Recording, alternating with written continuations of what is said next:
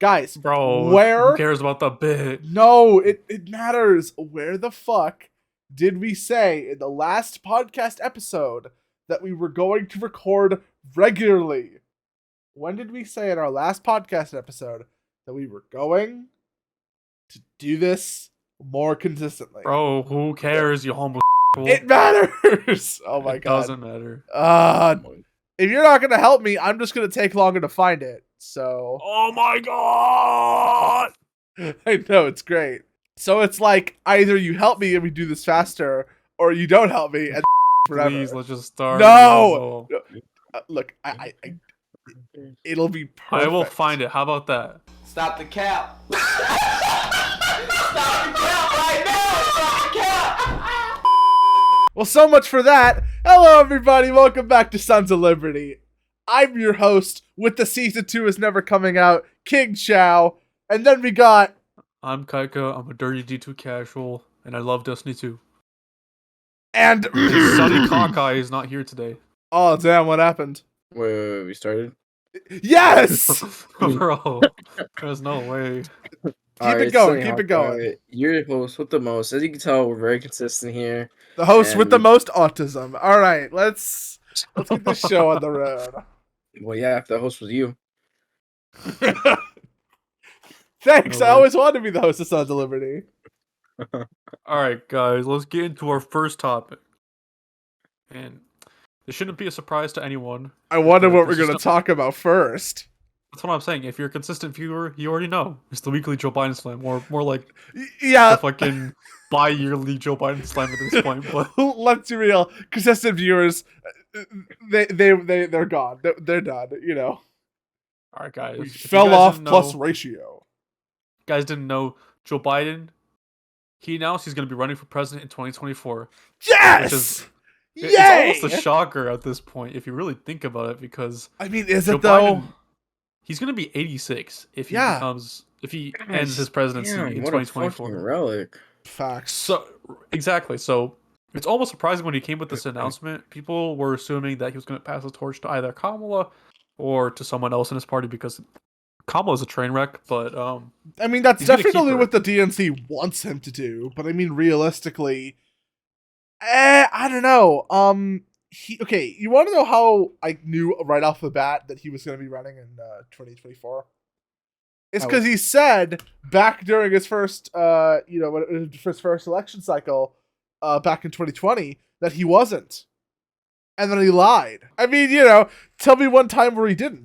That is actually a true point. I think why I kind of either that or it's the Uber dementia kicking in. You never know. I kind of understood Joe Biden was going to run purely because he likes power, and that was quite apparent. Why would you run for president at the ripe old age of, like, how old is he? 80 years old now? I don't even think he's ripe anymore. I think he's just rotting. No, yeah, I know why, guys. I know why. He wants the ice cream, guys. He wants all the ice cream he wants for being president. Yeah, and all of the delectable children's head of hair. Yeah. And so I don't think he was willing to give up the power, and I think he still wants to make a name for himself. And the unfortunate part about all this is his policy is very bad. So if he becomes president again, or if he continues to become president, it will certainly conclude that America will be headed towards a huge recession. Then again, if you're an avid Sons of Liberty viewer, you already knew how we feel about Joe Biden, because you won't shut the fuck up about him. The likelihood we are going to a recession is actually very likely. Jerome Powell, pretty much guaranteed at this point, because I mean, yeah, there was Biden fucking everything up with inflation, but there was also, the Russia-Ukrainian war, and there's the fucking World Economic Forum and BlackRock and like all of this shit. Ironically, Ukraine has been one of the least expensive and the pandemic and the fucking pandemic. There's that too. Yeah, the pandemic has included rampant spending, but Ukraine actually, Ben Shapiro points this out, it's actually not a bad bargain. If you look at fucking when we went into Syria or any of these other Middle Eastern countries, we spent billions of dollars in the matter of years. With Ukraine, we've spent about $100 billion, maybe a little bit more at this point.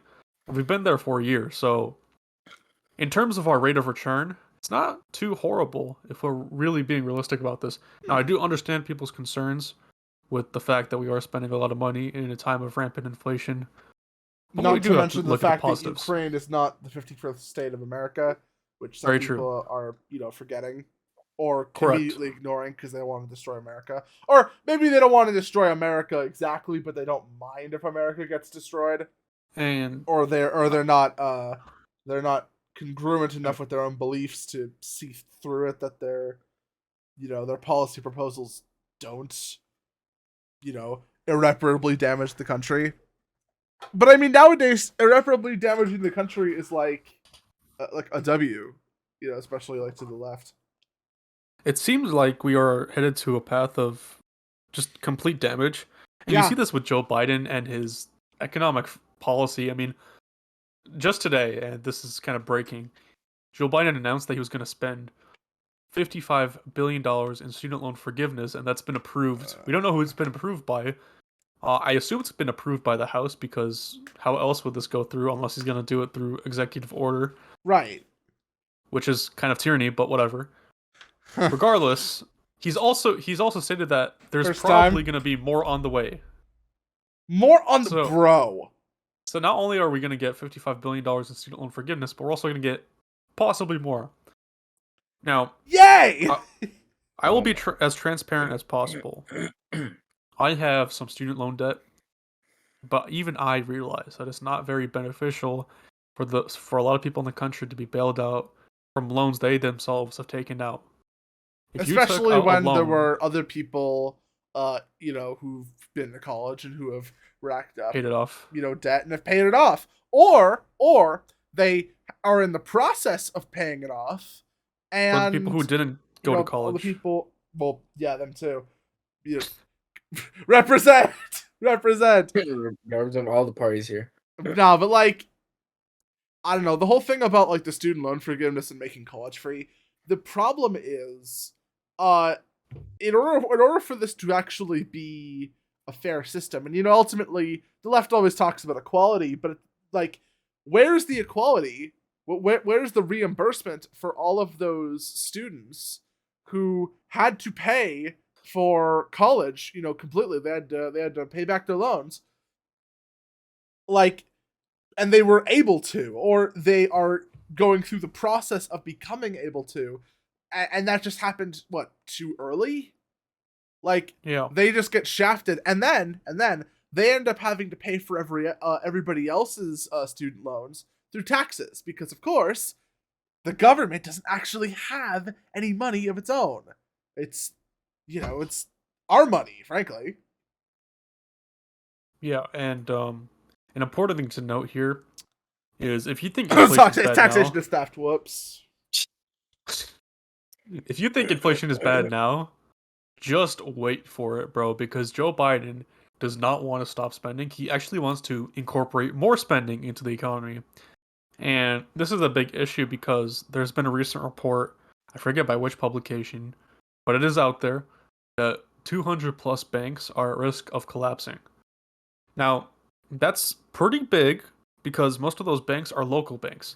And if you have the local banks failing, I mean, the whole system collapses because everything's integrated with one another. Everyone takes out the same loans from the federal government, and these smaller banks take out loans from the bigger banks. So if they can't pay back what they are supposed to, then the big banks also fail. But what you can really track this down to is, ironically, bonds. Now, I'm sure a lot of people don't know what bonds are on the podcast because our viewer base is generally younger. But if you don't know, bonds are essentially a loan or debt that you buy from the government. And the reason why you buy debt from the government is because you expect the government to pay you back at an interest rate. So you basically buy debt and you get paid a little bit more than you bought the debt for. And usually the bond is a very safe investment because the government pays back usually all the time. But unless you're China, lol. Except if you're China, right? But the thing with the bonds in the American economy, at least, is that usually the rates in times of prosperity are very low, less than 1%. And a lot of banks in 2020, 2021, 2022 bought up these bonds at very low interest rates, and they expected to get a slow and steady rate of return. But the problem is the Fed, the person who gives out the bonds, kept on raising the interest rates. What happens when you raise up the interest rates? Well, the bonds' interest rates begin to increase. Right. So all the banks with low interest rates on their bonds have low interest rates, but everyone else can buy high interest rate bonds. Now this becomes a problem if a lot of banks' capital are invested in bonds, because if they need to sell some bonds in order to raise capital, they have to sell their bonds significantly less. So let's say you bought a bond for that gives you a rate of return of 1%. But now the Fed is giving out bonds that are at 7%. Well, to make this deal enticing, you have to at least sell the bond at a negative 7.5% increase or decrease, so to say. Meaning you lose about 8% of the money you spent on that bond, just to be competitive enough for people to buy your bond as compared to the Fed's bond. And this is what happened with Silicon Valley Bank, because they were selling bonds at a loss in order to raise enough capital, and they basically collapsed because they had no money left. And an even bigger issue, this is why the 200 banks are at risk of collapse, but something new that's happening is banks are being shorted. And if you don't know the concept of shorting, it's basically a bet against a bank using stocks. So now the government is contemplating whether they're going to buy up bank stock, which is the most insane thing ever. So they're creating this issue with inflation and rising interest rates, but they're also buying up all the stocks so that the banks aren't shorted. So it's the most ridiculous thing ever. It's basically a circle. And inflation's still rampant, and the only way to get inflation down is to not increase rates. And that will actually decrease the interest rate of the bonds, which will hopefully increase the liquidity in the banks, but I doubt that the Fed will actually decrease inflation or decrease interest rates because inflation's so high. Mm-hmm. They're going to have to increase it so that inflation gets down, at least to some degree. So basically, it's a shit show altogether. Yeah. The whole premise is you either have to increase interest rates in order to get inflation under control, but if you increase in interest rates, well, then the banks collapse because they can't sell the bonds at a competitive rate and they sell it at a loss. That's the synopsis of that. Yeah, it kind of seems like they're putting a little bit of a catch-22 here. Yep. You know, either way, it's lose. bad for the banks, right? It's bad for the banks, bad for consumers, and well, I mean, it's always bad for consumers. I feel like that's the running theme of the past, 3-4 years. Yeah. Funny how that aligns pretty closely to a certain president's term. Yeah, I'm sure it's not correlated anyway, right, guys? No. What? No, not Sleepy Joe. He's the best. Right, he pulled us out of Afghanistan, man. Yeah, that was a great pullout. Right, guys? With no flaws whatsoever. It's as good as our parents' pullout game, bro. Bro. Yep. And now we're making political content, making our parents proud. The funny part about all of this is there's one clear path at least Joe Biden could take in all this to hopefully reduce the hurt he's inflicting upon Americans, and that is stopping the spending. I mean, we are just blowing out the budget. In fact, we're blowing it out so bad that usually Congress creates these debt ceilings that won't get surpassed until the next time they have to vote for the debt ceiling, which is normally in January. But right now we're projected to go past the debt ceiling in June. And that number is actually increasing day by day. So instead of it was actually expected in July, like a week ago. Now it's June. So assuming that the trend continues, it'll actually be sooner. And just to point out something, it's early May. So it's not like we're very far from June. Our viewers can actually check their phones or look down at their device of choice. It'll actually tell them the date. Yeah, I mean, it's pretty clear that that date is actually approaching very quickly. Yeah. And Speaker McCarthy, which is the Speaker of the House of Representatives, he's a Republican, and the reason why he's a Speaker is because Republicans hold a majority. He proposed that he would increase the debt ceiling if Joe Biden agreed to slow spending down to 2022 levels. So he's not even asking. God. He's not even asking for him to slow down spending to like 2018 levels when the pandemic didn't hit. He's asking to slow down spending to 2022 levels, which was at an all-time high in the United States. Literally, we were covering Joe Biden's spending habits on this podcast back in 2022, right? And we were talking about how ludicrous it was because it was just going up and up and up. There was a bill that he was trying to pass to get, what was it, like 1.1 trillion spending down, and it ended up being like 5.5 trillion that was just hidden in the details. That was 2022. So the debt ceiling, the restriction for the debt ceiling that Congress is putting on Biden, right? The only clause to that happening, to essentially causing the Federal Reserve and the government from basically completely collapsing, from just running out of money. The only thing that is stopping that from happening is basically coercion for Joe Biden to go back to those crazy levels. That's how far we've come. And it's mind blowing. I can't even imagine how much money is being passed in these bills and how much we're just bleeding through debt, through printing, through inflation, and through taxes. What the fuck? People are saying oh, this is just unreasonable of McCarthy. There's no way he should propose this. Let me just tell you something. We set the debt ceiling, and we expected it to be surpassed sometime in January. It is not even summertime yet. Guys, that is basically 7 months away.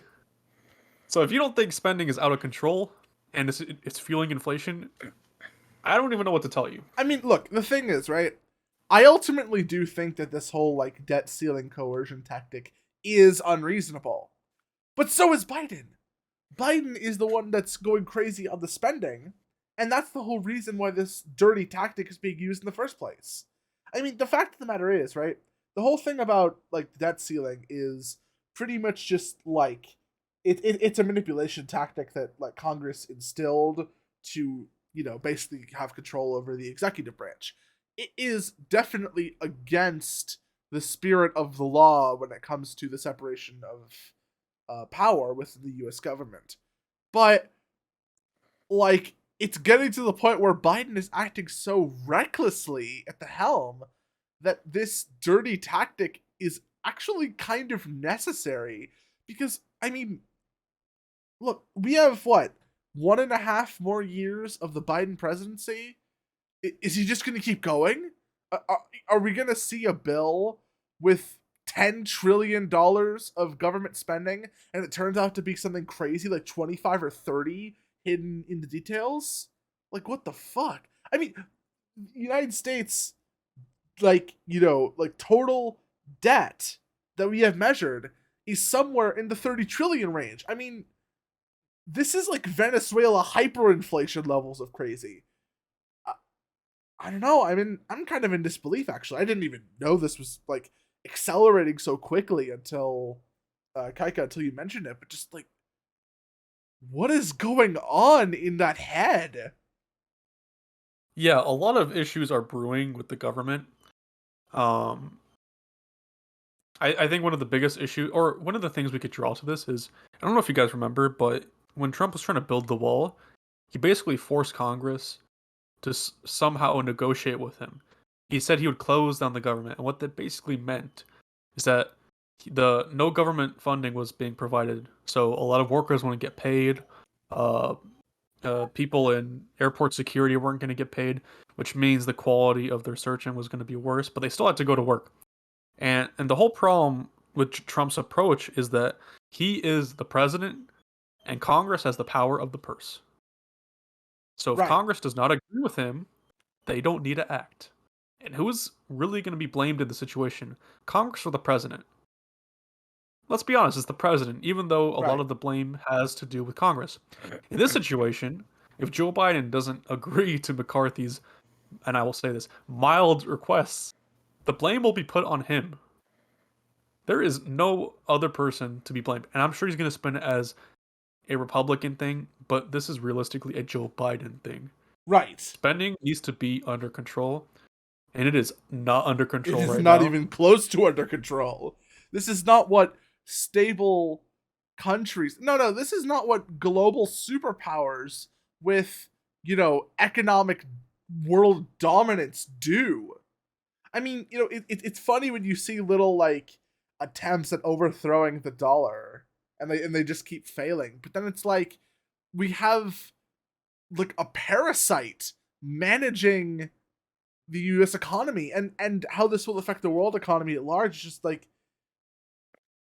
it seems like such an easy problem to fix. Just get Biden to stop spending so much money on bullshit that we don't need. Yep. Exactly. The ironic part is McCarthy's requests are very mild. I mean, this is ridiculous in every single way. Literally 2022 standards, back when they were still crazy. You could say 2018 levels are crazy. I don't think it's crazy. But there's an argument to be made against that, right? I get it. Inflation's out of control. Yeah. I think that a reasonable goal would be 2020 levels. Because that's when Biden came back to office. He should at least do the courtesy of fixing the mess he made, let alone improving it,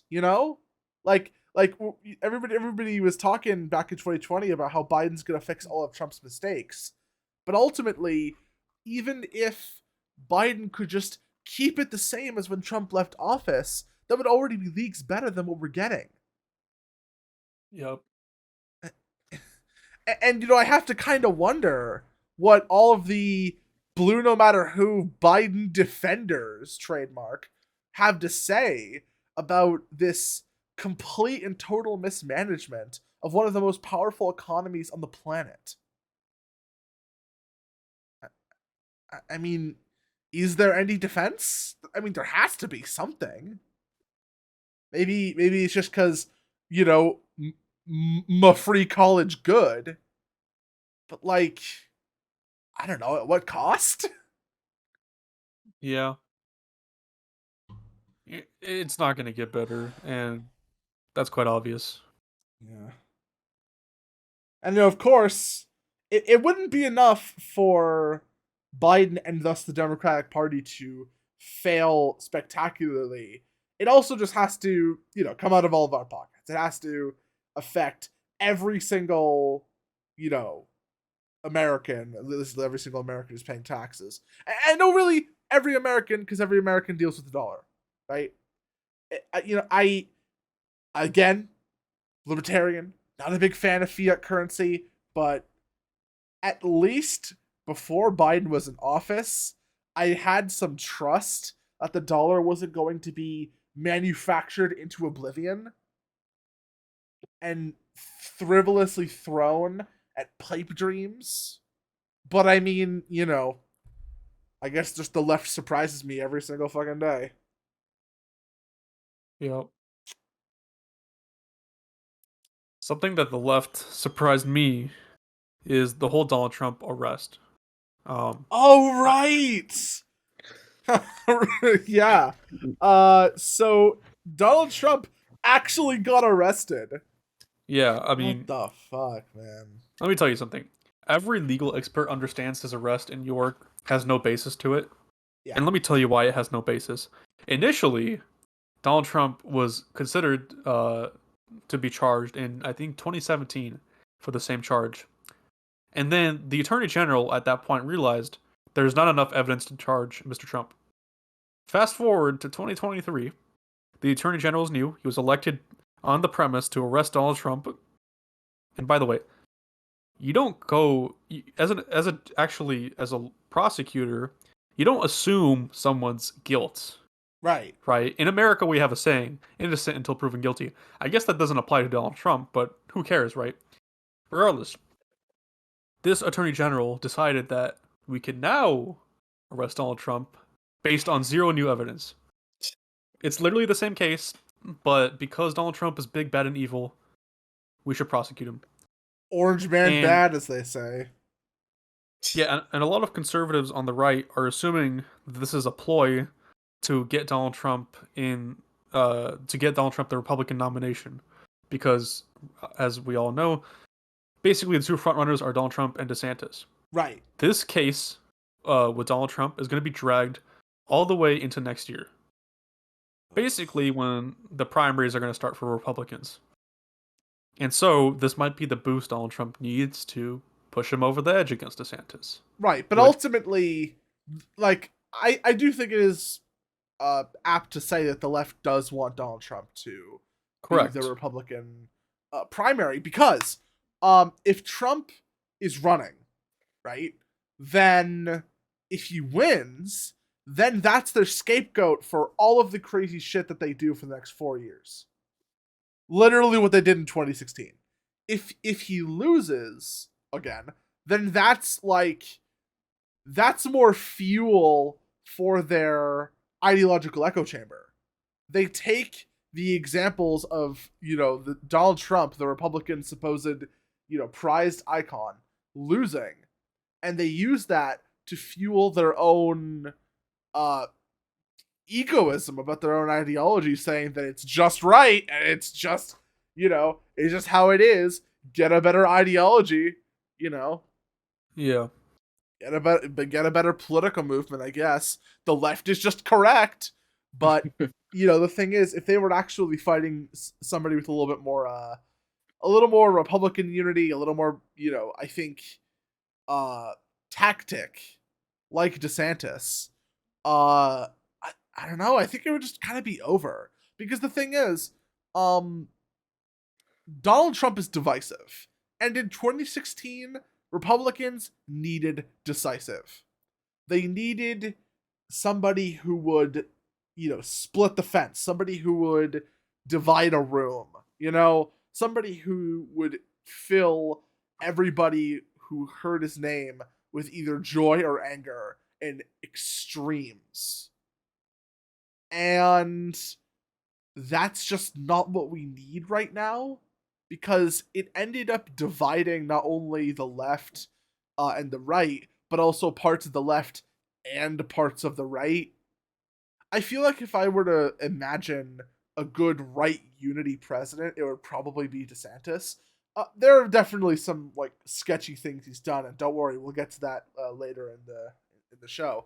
But the thing about DeSantis is that he has a very he has a mix of conservative and libertarian values, and so I feel like libertarians, especially those on the center left, and just center in general, would probably feel better about voting for DeSantis than voting for Trump, because Trump has a lot of baggage attached. There's QAnon, and there's the Capitol. Again, we'll get to it.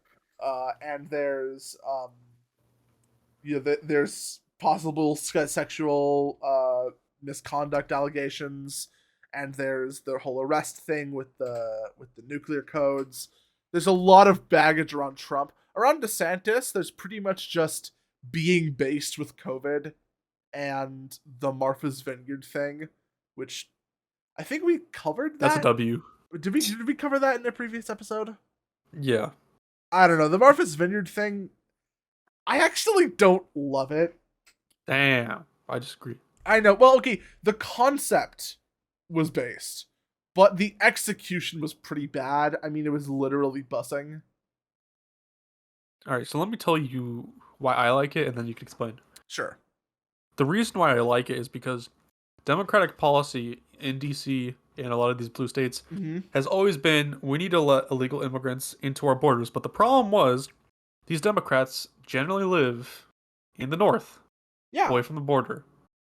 And so they're making this policy assuming that it's all nice and cool. But in reality, when you go to a state like Texas, even to a state like Florida, which is pretty close to the border. It's not exactly at the border, but it's close enough for people to basically take a car and travel to there. When you take that whole policy they've implemented in which illegal immigration is encouraged, well, it's pretty ugly. And I like the fact that Democrats are experiencing this horrible immigration policy, and hopefully they might have a change of heart. And if they don't, that's on them. Realistically, that is on them. Sonny? What is your take, Joe? Sonny, you got anything to add to that? No, I don't really have anything to add to this topic. Real. Okay, so here's the thing.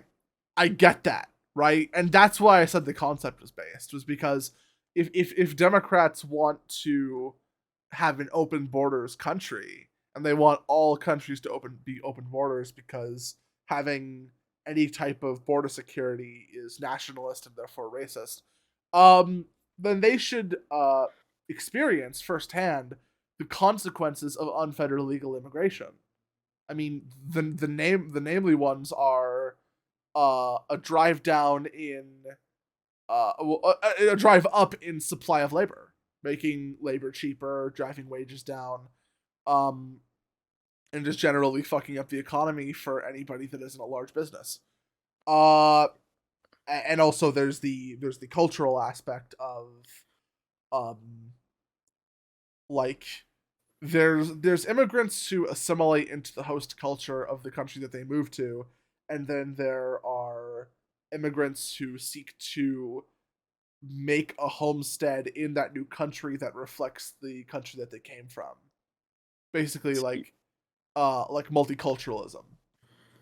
I don't mind that. I feel like, especially with America, like we don't really have an identity, like as a culture. but we do. We're just like a mix. We don't really. We just have. It's a mix of cultures. Well, yeah, That's but all countries our are mixed. culture. Okay, yes, but they're all mixes of cultures. But then it's like something new comes from the mix. You know, I like the melting pot analogy, but the thing is, once you mix all of the ingredients from the melting pot together, you get something that is uniquely American. What would you say is unique about it, though?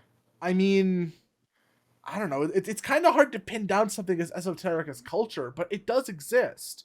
If you are a if you're a second or third generation immigrant, if you are like an American that was born in America, I don't know, you feel it, like. I don't mean to sound like, but that's more of like nut, but like I don't feel that's culture though. That's just identity. Culture is like culture what not, makes you. Is culture not weaved with identity? It is weaved, but it's like you can have identity with culture. As for culture, it's pretty clearly derived from Western Europe, and then you combine that with the principles of liberal democracy and freedom and personal responsibility. These are all things that we talk about a lot on this podcast. They are fundamentally American values, and our culture reflects that. I mean, we're crazy about our guns. We have kind of an obesity epidemic because we feel that we have the freedom to choose what what goes inside our bodies, and some of those including myself, maybe take it a little too far, but that's the key point. There is an American culture. I think if I tried to describe it, I would tumble on my own words, but it's there.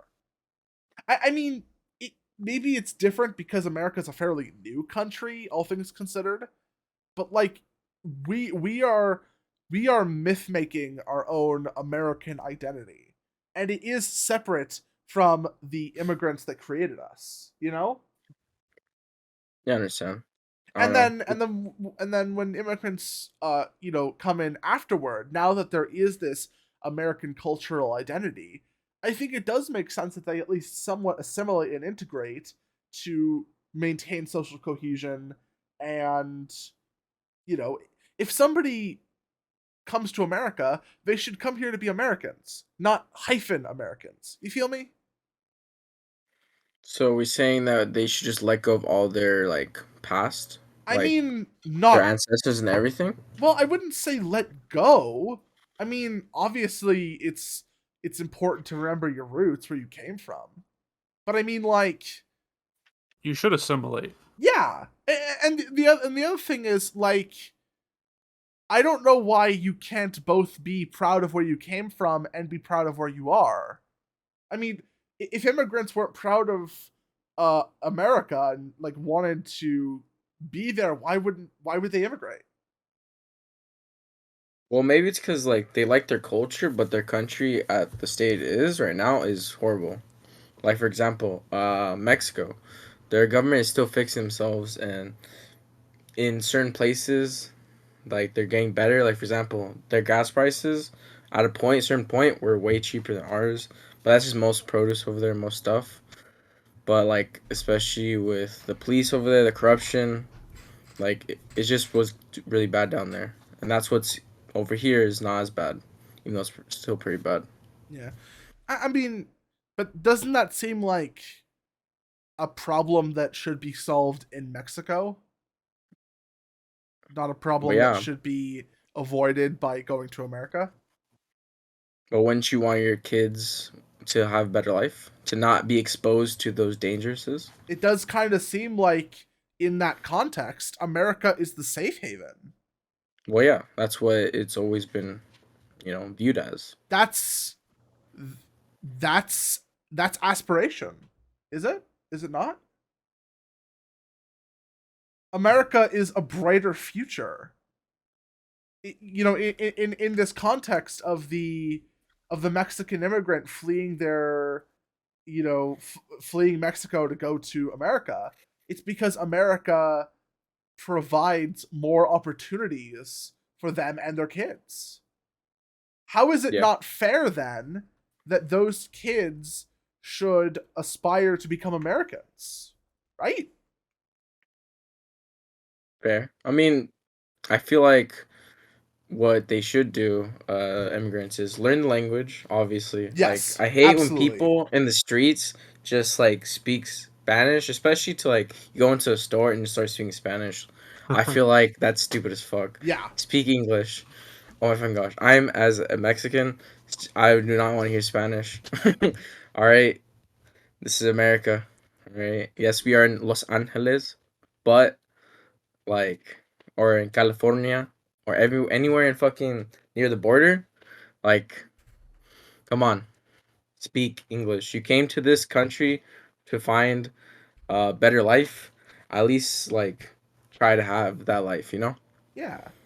Or even just like, maybe if you're not going to speak English, at the very least teach it to your kids, right?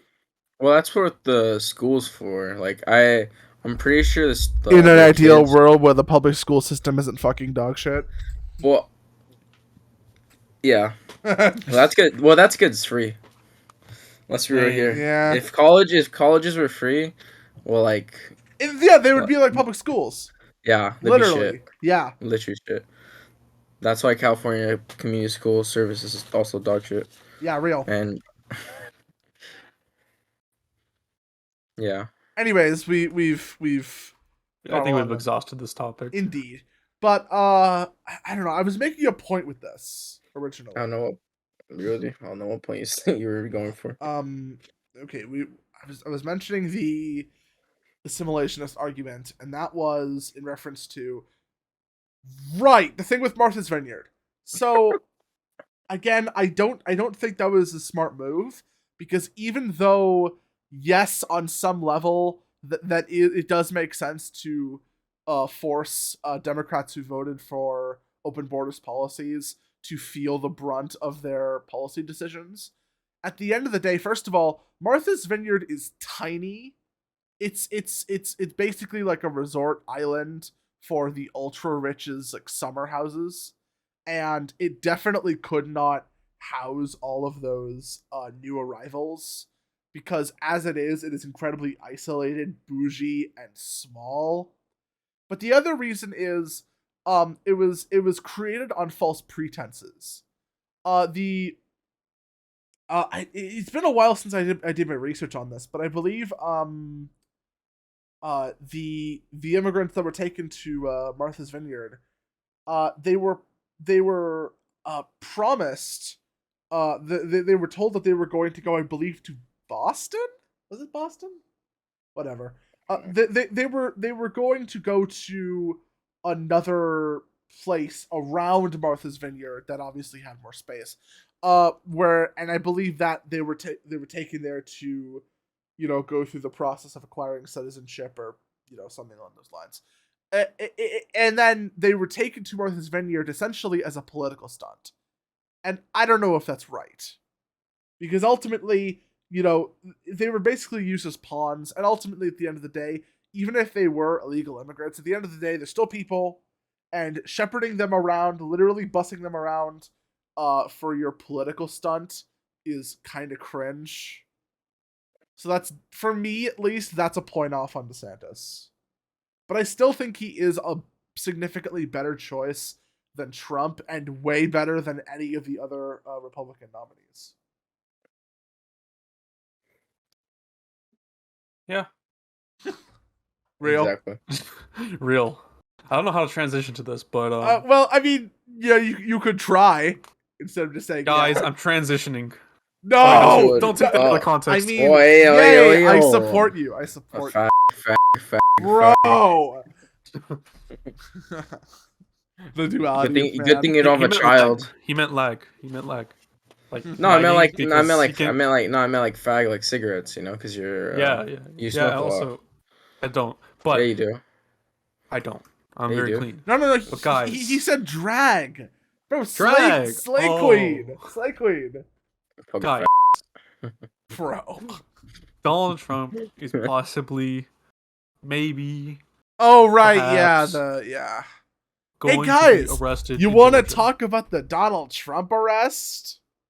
Well, this is a continuation. Well, this is a continuation. It's a short side note, but I think it's quite important. So, Donald Trump might be arrested in Georgia based on RICO charges.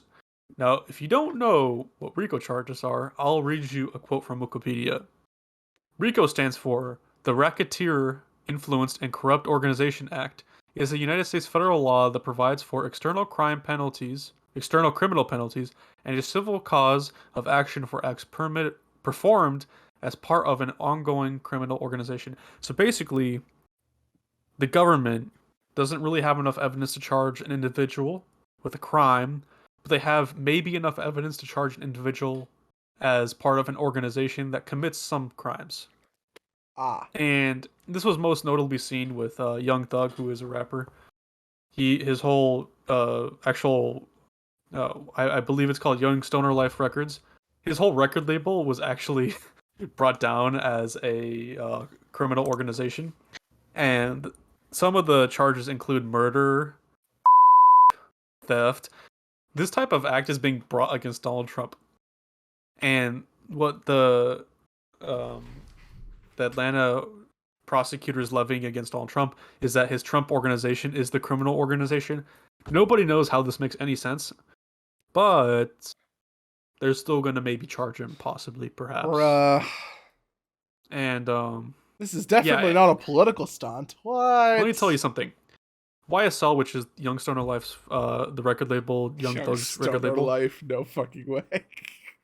Yeah, so ironically, the funny part about that whole case is the state alleges that Young Stoner Life actually stands for Young Slime Life, and slime is a whole acronym in itself. It's like I can't remember the actual word, but it's basically like commit crime or some bullshit like that. Regardless, the YSL case had investigators gather evidence for a decade. Donald Trump's evidence has been gathered for, let me check, less than a year. Yeah, that sounds about right. The fact that this is even being levied, and it also does kind of seem like what he's being arrested for is changing. Yeah, it's almost fluid in all the gender ideology. Oh, well, here we fucking go. But perhaps that is the benefit in all of this, right?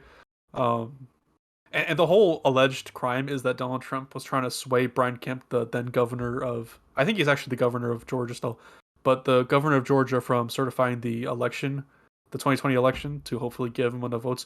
But this is the thing. Donald Trump was like, hey man, please don't certify the election. Brian Kemp was like, nah man, you definitely lost. He's like, well, you're not a Republican if you certify the election. He's like, okay.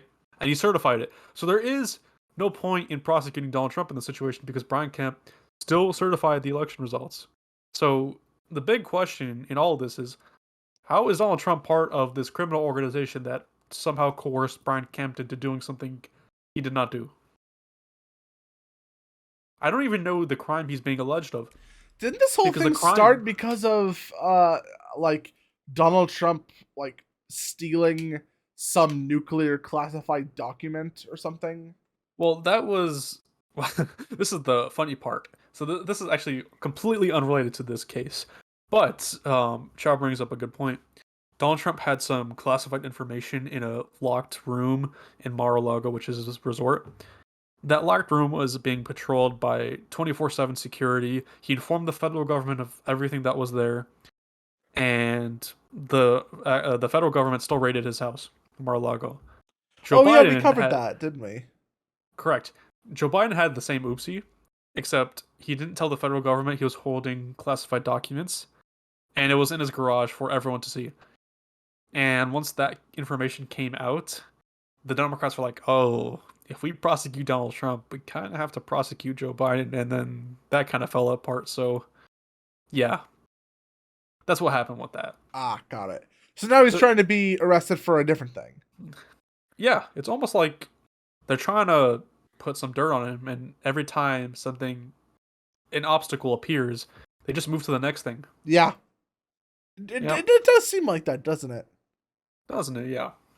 Perhaps a tiny bit. Just a little. Just a little. Perhaps just a pinch. Pinch of salt. So, I mean, are they even pretending to have a legitimate reason to arrest him? Or is it just like... I mean, if you're levying... plastic. If you're levying RICO charges against Donald Trump, I mean, that in itself is wild.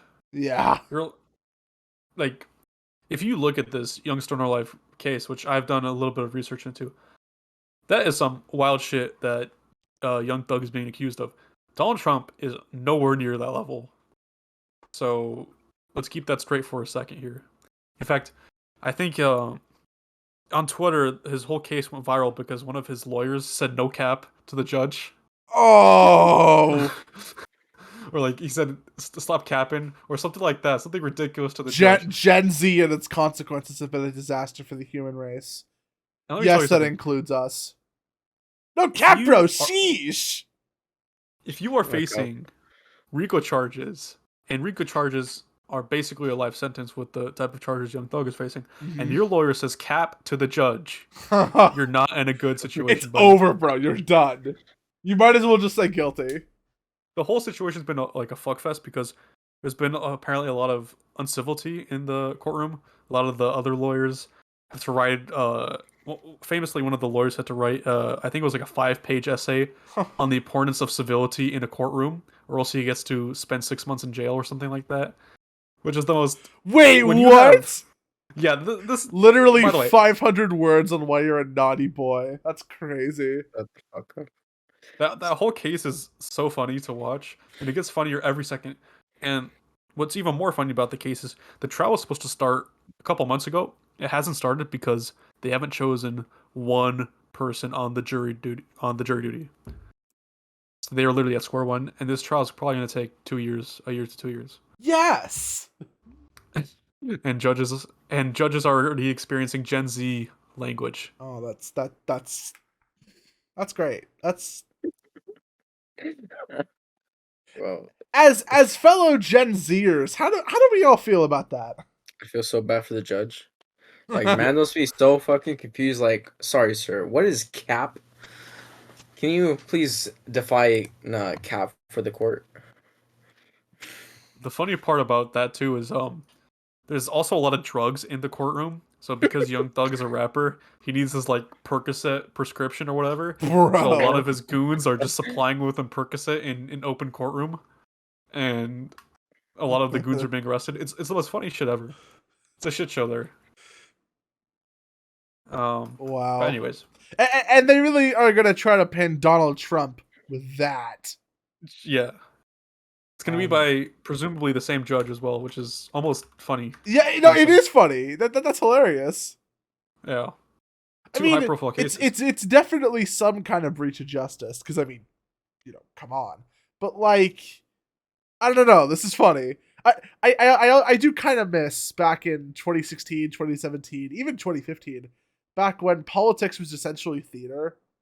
Because that's what Trump made politics. It was all a joke. I mean, it was always a joke. But now it was like even more of a joke, you know? Like, Correct.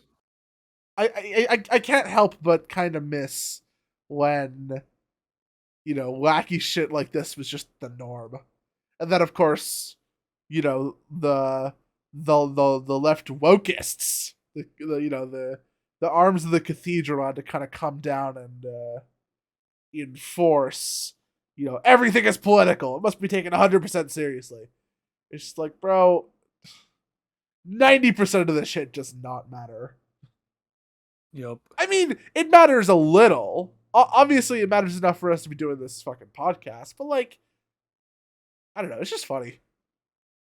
It's funny. By the way, and if we gotta always be political, at least have a good time about it, you know. By the way, if there's enough requests, I think we could do a whole segment on Young Thug's whole case. It's basically a comedy in itself. Hey! If you want to see us, cover the rest of this case, you know, separate from Donald Trump, make sure to like, hit that subscribe button, and let us know in the comments below. Cue corny music. Oh, and turn on the bell or something. I don't fucking know. Turn on the notifications, Boyd. Noti Squad. Comment first. If you aren't commenting first, you're not first, obviously. That's how it works. Yep, I don't make the rules. Just enforce them. Anyways. Anyway. God. How long has it been? Fucking like, I don't know. It's been months. It's been like 3 or 4 months. We still have not have gotten any better at transitioning. You know who's been... Wait, transitioning? Speaking of transitions, let's talk about this Tucker Carlson transition.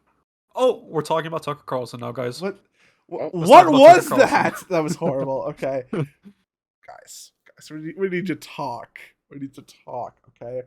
Yeah. I don't love Fox News. I know. What? I know. I'm sorry. It's mid. It's mid television. But if I could think of one good thing about it, it'd probably have to be Tucker Carlson. Tucker Carlson. Bro, he's just... I know it's fucking, it's boomer popcorn television, but like, seeing Tucker go on some giant tirade about like fucking anything and everything, it's I don't even know if I'd say it's funny, but it's entertaining. It's entertaining, and frankly, that's about as much value as you could possibly get from one of these, you know, mainstream media approved trademark sources. I mean, of course it's funny because Fox News is one of the only, you know, still remaining establishment right-wing, you know, like, platforms that I could think of that aren't, like, independently hosted like the Daily Wire or something. And it seems like that might be coming to a close because, yeah, they fired him. They fired Tucker Carlson.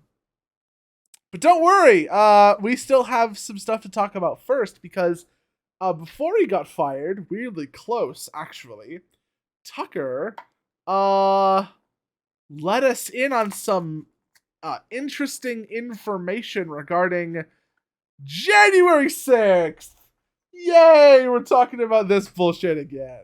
You guys remember January 6th? The day our democracy died.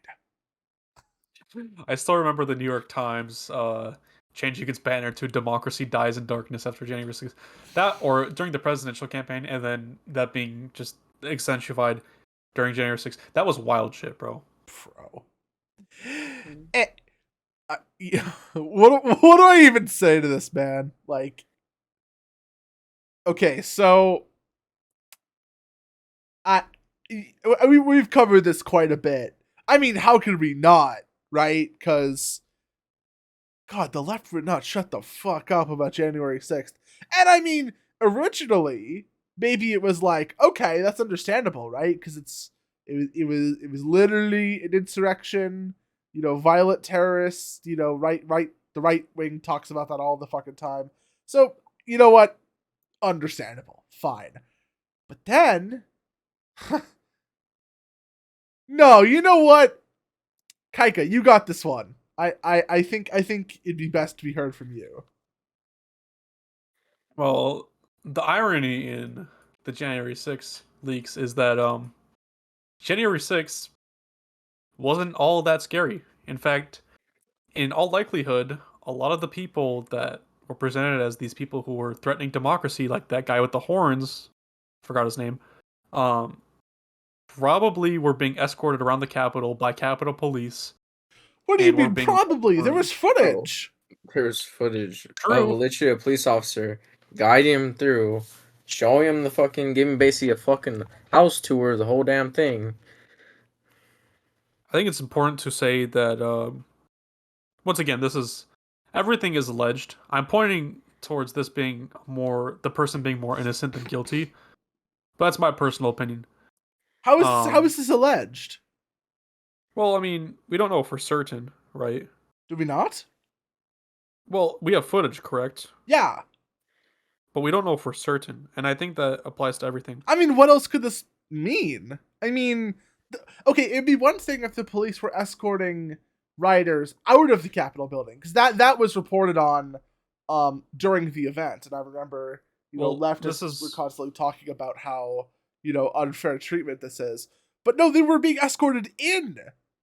How does that happen? This is my whole point. This is my whole point. We don't know we know a better picture of the story, but we don't know the full story, right? Even though Tucker Carlson released not known footage to us before, or currently, there's probably a lot of footage that he didn't release that's probably important.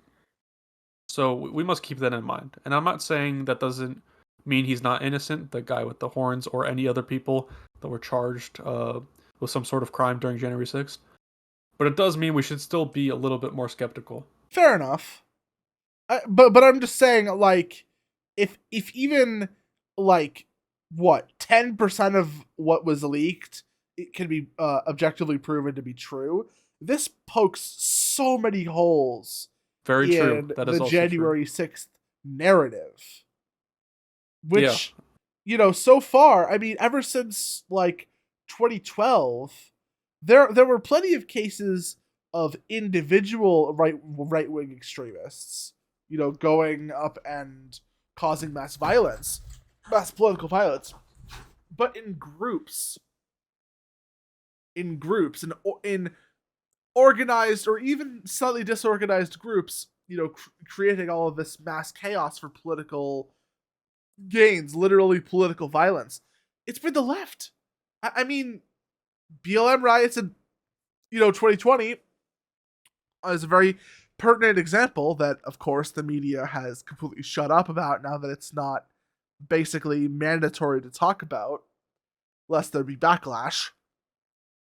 But there is constant uproar from Antifa and from BLM, Black Lives Matter, and there seems to be I mean, there was Chaz, right? There are plenty of examples of the left engaging in tactful political violence, especially in recent memory, and the right's example was January 6th. It was the example that showed that the right was just as capable of the left of using political violence to their own gains. And that's still true, but January 6th might not be. And if it's not, then all of the leftist fear-mongering about that event, and about how it literally killed democracy literally, and how they were going in there to kill AOC or whatever, or like, overthrow the government. Now, all of those people kind of seems like maybe they were, ignorant at best. Let me tell you this. I think from the start, at least, the whole narrative about January 6th was blown out of proportion by Democrats. It was quite obvious to me that less than 1,000 people attempting to quote-unquote start an insurrection at the Capitol was not going to make a difference, as evidenced by the certification of the 2020 election just a couple hours after Right. the attack. If they were trying to overthrow democracy, it didn't fucking work. It wasn't even close. Yeah. Because the election was not certified the next day. It was certified the same day. The same day. So the whole narrative was just imploding on itself, in my opinion, in the beginning. Obviously, this probably swayed some people's opinion on January 6th, but is it really that significant? Could we probably chalk it up to negligible? Perhaps, perhaps not. And I think what's more important is more people to be exposed to the clips. And right. One of the problems with this is Tucker Carlson revealed this, and of course, if someone like Tucker Carlson is given all this evidence, well, the left is gonna, take it with a grain of salt, and perhaps too much of a grain of salt. So I think one of the many mistakes Speaker McCarthy made in this whole situation was giving it to, ironically, Tucker Carlson. I think someone like Matt Taibbi, which is the person who got access to the Twitter leaks by Elon Musk. So Elon Musk was pretty smart in his Twitter leaks because he gave it to a Democrat. Not to a Republican, but to a Democrat that was trying to independently understand what was happening at Twitter. And that revealed a lot. So, Unfortunately, with, the new January 6th footage, it's always going to be plagued by Tucker Carlson revealing that. And I think it's almost cynical that that is an issue by people, but this is the reality of our situation. It really do be just Fox News guy bad. But, yeah. I mean, more people need to see this footage. I actually, personally haven't even gotten a chance to see the footage. I mean, I've seen like a couple seconds of it, passing by. But I can tell you that it is verifiable, it is real, and I think it's very telling that more news outlets aren't talking about the leak, and if they are talking about it, it is coming from a specifically critical stance. Like, literally today, I was looking up the information for this episode, and I saw a CNN article, quote unquote, giving context to the January 6th leaks, and it was a lot of propaganda. It was a lot of Trump voters bad. Maybe if we we'll link the article in the description. You can read it for yourself. It really is just a lot of it's just dogma. I think that's the best way to put it. It is not an accurate description of what is going on. It is a prescription of what leftists want it to be. Which, again, ignorant at best. Another issue I have with McCarthy and how he released it was he only gave access to Tucker Carlson. And I understand not everything could be released to the public, right? There's probably confidentiality secrets. But why not a whole bunch of footage? I don't understand why a lot of it is just kept to a select few elite members of our society. I think it should be just released to the public, and the public should make their own decision. Well, that is usually what journalists and whistleblowers and the press, that was the role that they played before they basically just turned partisan. Yeah. Sometimes there is information that should be released on the merits of the information without a political bias or slant. I know that sounds that rich coming from me, but I'm just saying, like, the information should be free access, and then what we do with that information or how we analyze that information, that part can be political, right? But nowadays, it seems like the spreading of the information itself is the political act, because the information might be politically convenient for the establishment, for the party in charge. And again, I did bring this up in the beginning of the topic. It is interesting how like a couple of weeks after Tuckerson made the January 6th leaks, he was fired from Fox News. Yeah. I don't think that's a coincidence at all. After, how long has Tucker Carlson been the news anchor for Fox News? It's been what? It's been a while. It's been years. While. It's been like what? Right off the bat, I'm thinking 8 years. Let me go check this. Oh, let's check the Google.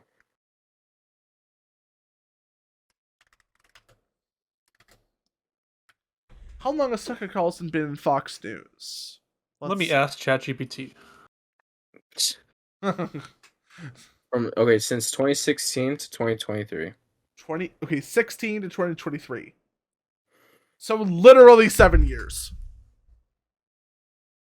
Well, he joined Fox News in 2008 as a contributor and made appearances on various programs. He then hosted the weekend program Fox and Friends from 2012 to 2013. So he's been a prominent figure since 2012. But he's been in the company since 2008.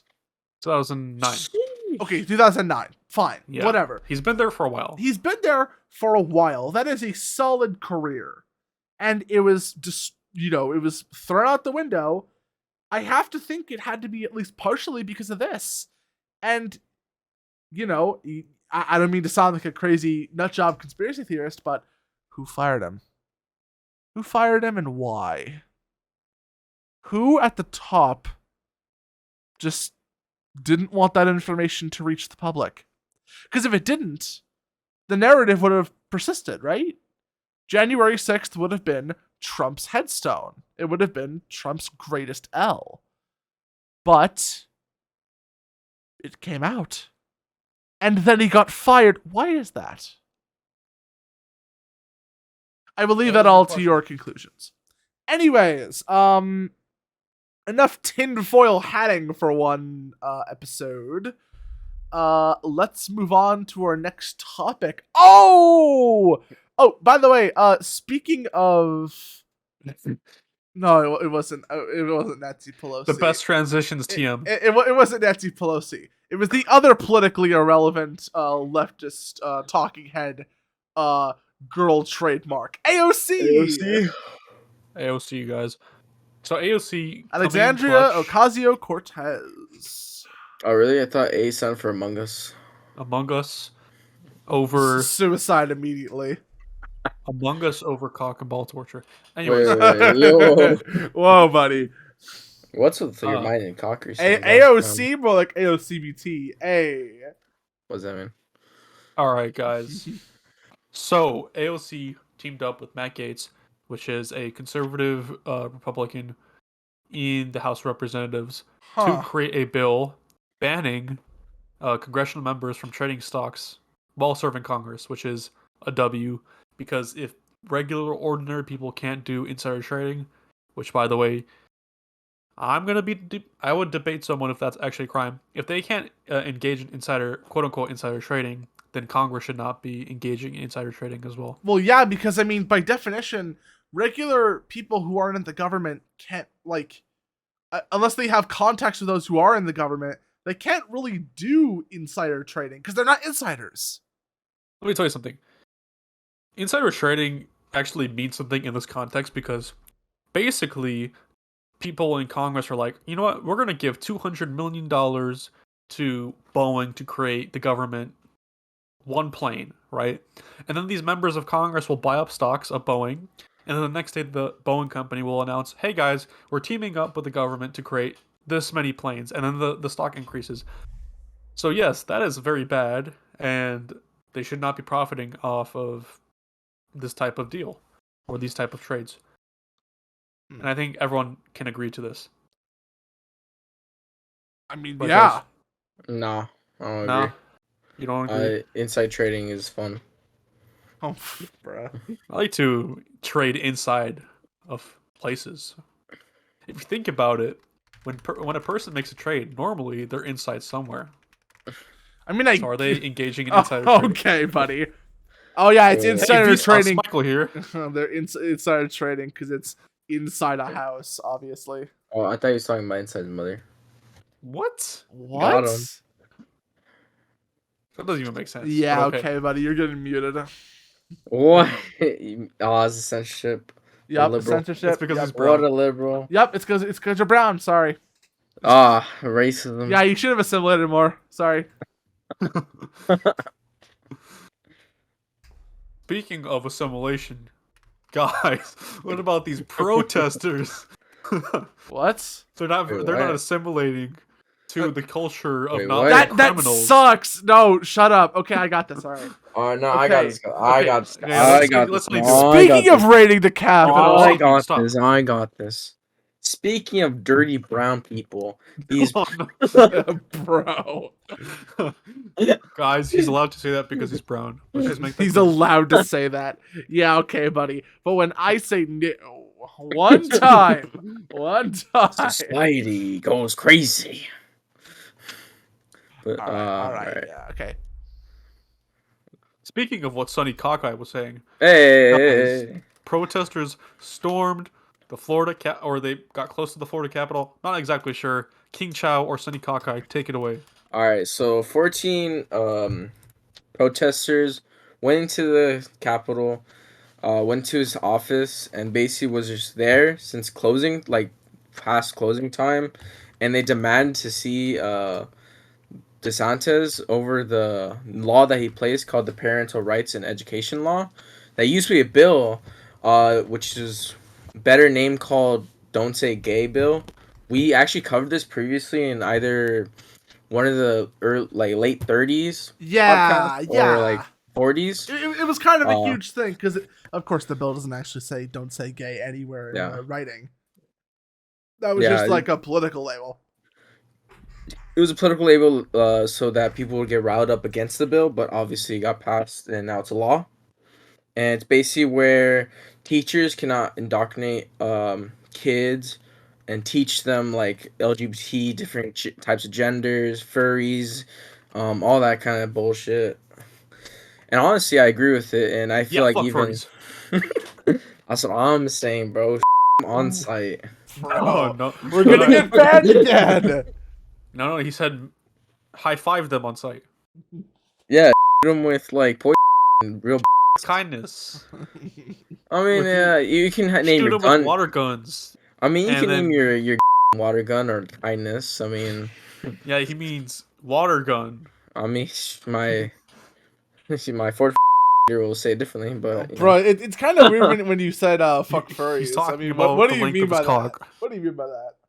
Anyway, so these people were obviously against it, and they were arrested, and they were charged with a misdemeanor. They're actually banned for entering the Capitol and won't be allowed to go there on the premises for like at least a year. I find this kind of like ironic because liberals would be like, "Oh, as we were saying before, January 6th, all are dangerous," and then they do shit like this. Literally storming the Capitol, just not the federal one. Exactly. I have noticed a general leftist hate for not the state but the states that make up the state. You know, like the states in the United States, like state government level where states can decide for themselves on certain like issues. Like back during Roe versus Wade. Did not like the overturning of Roe versus Wade did not ban abortions. It just left it up to the states, and leftists were fucking like spitting into a ball about it.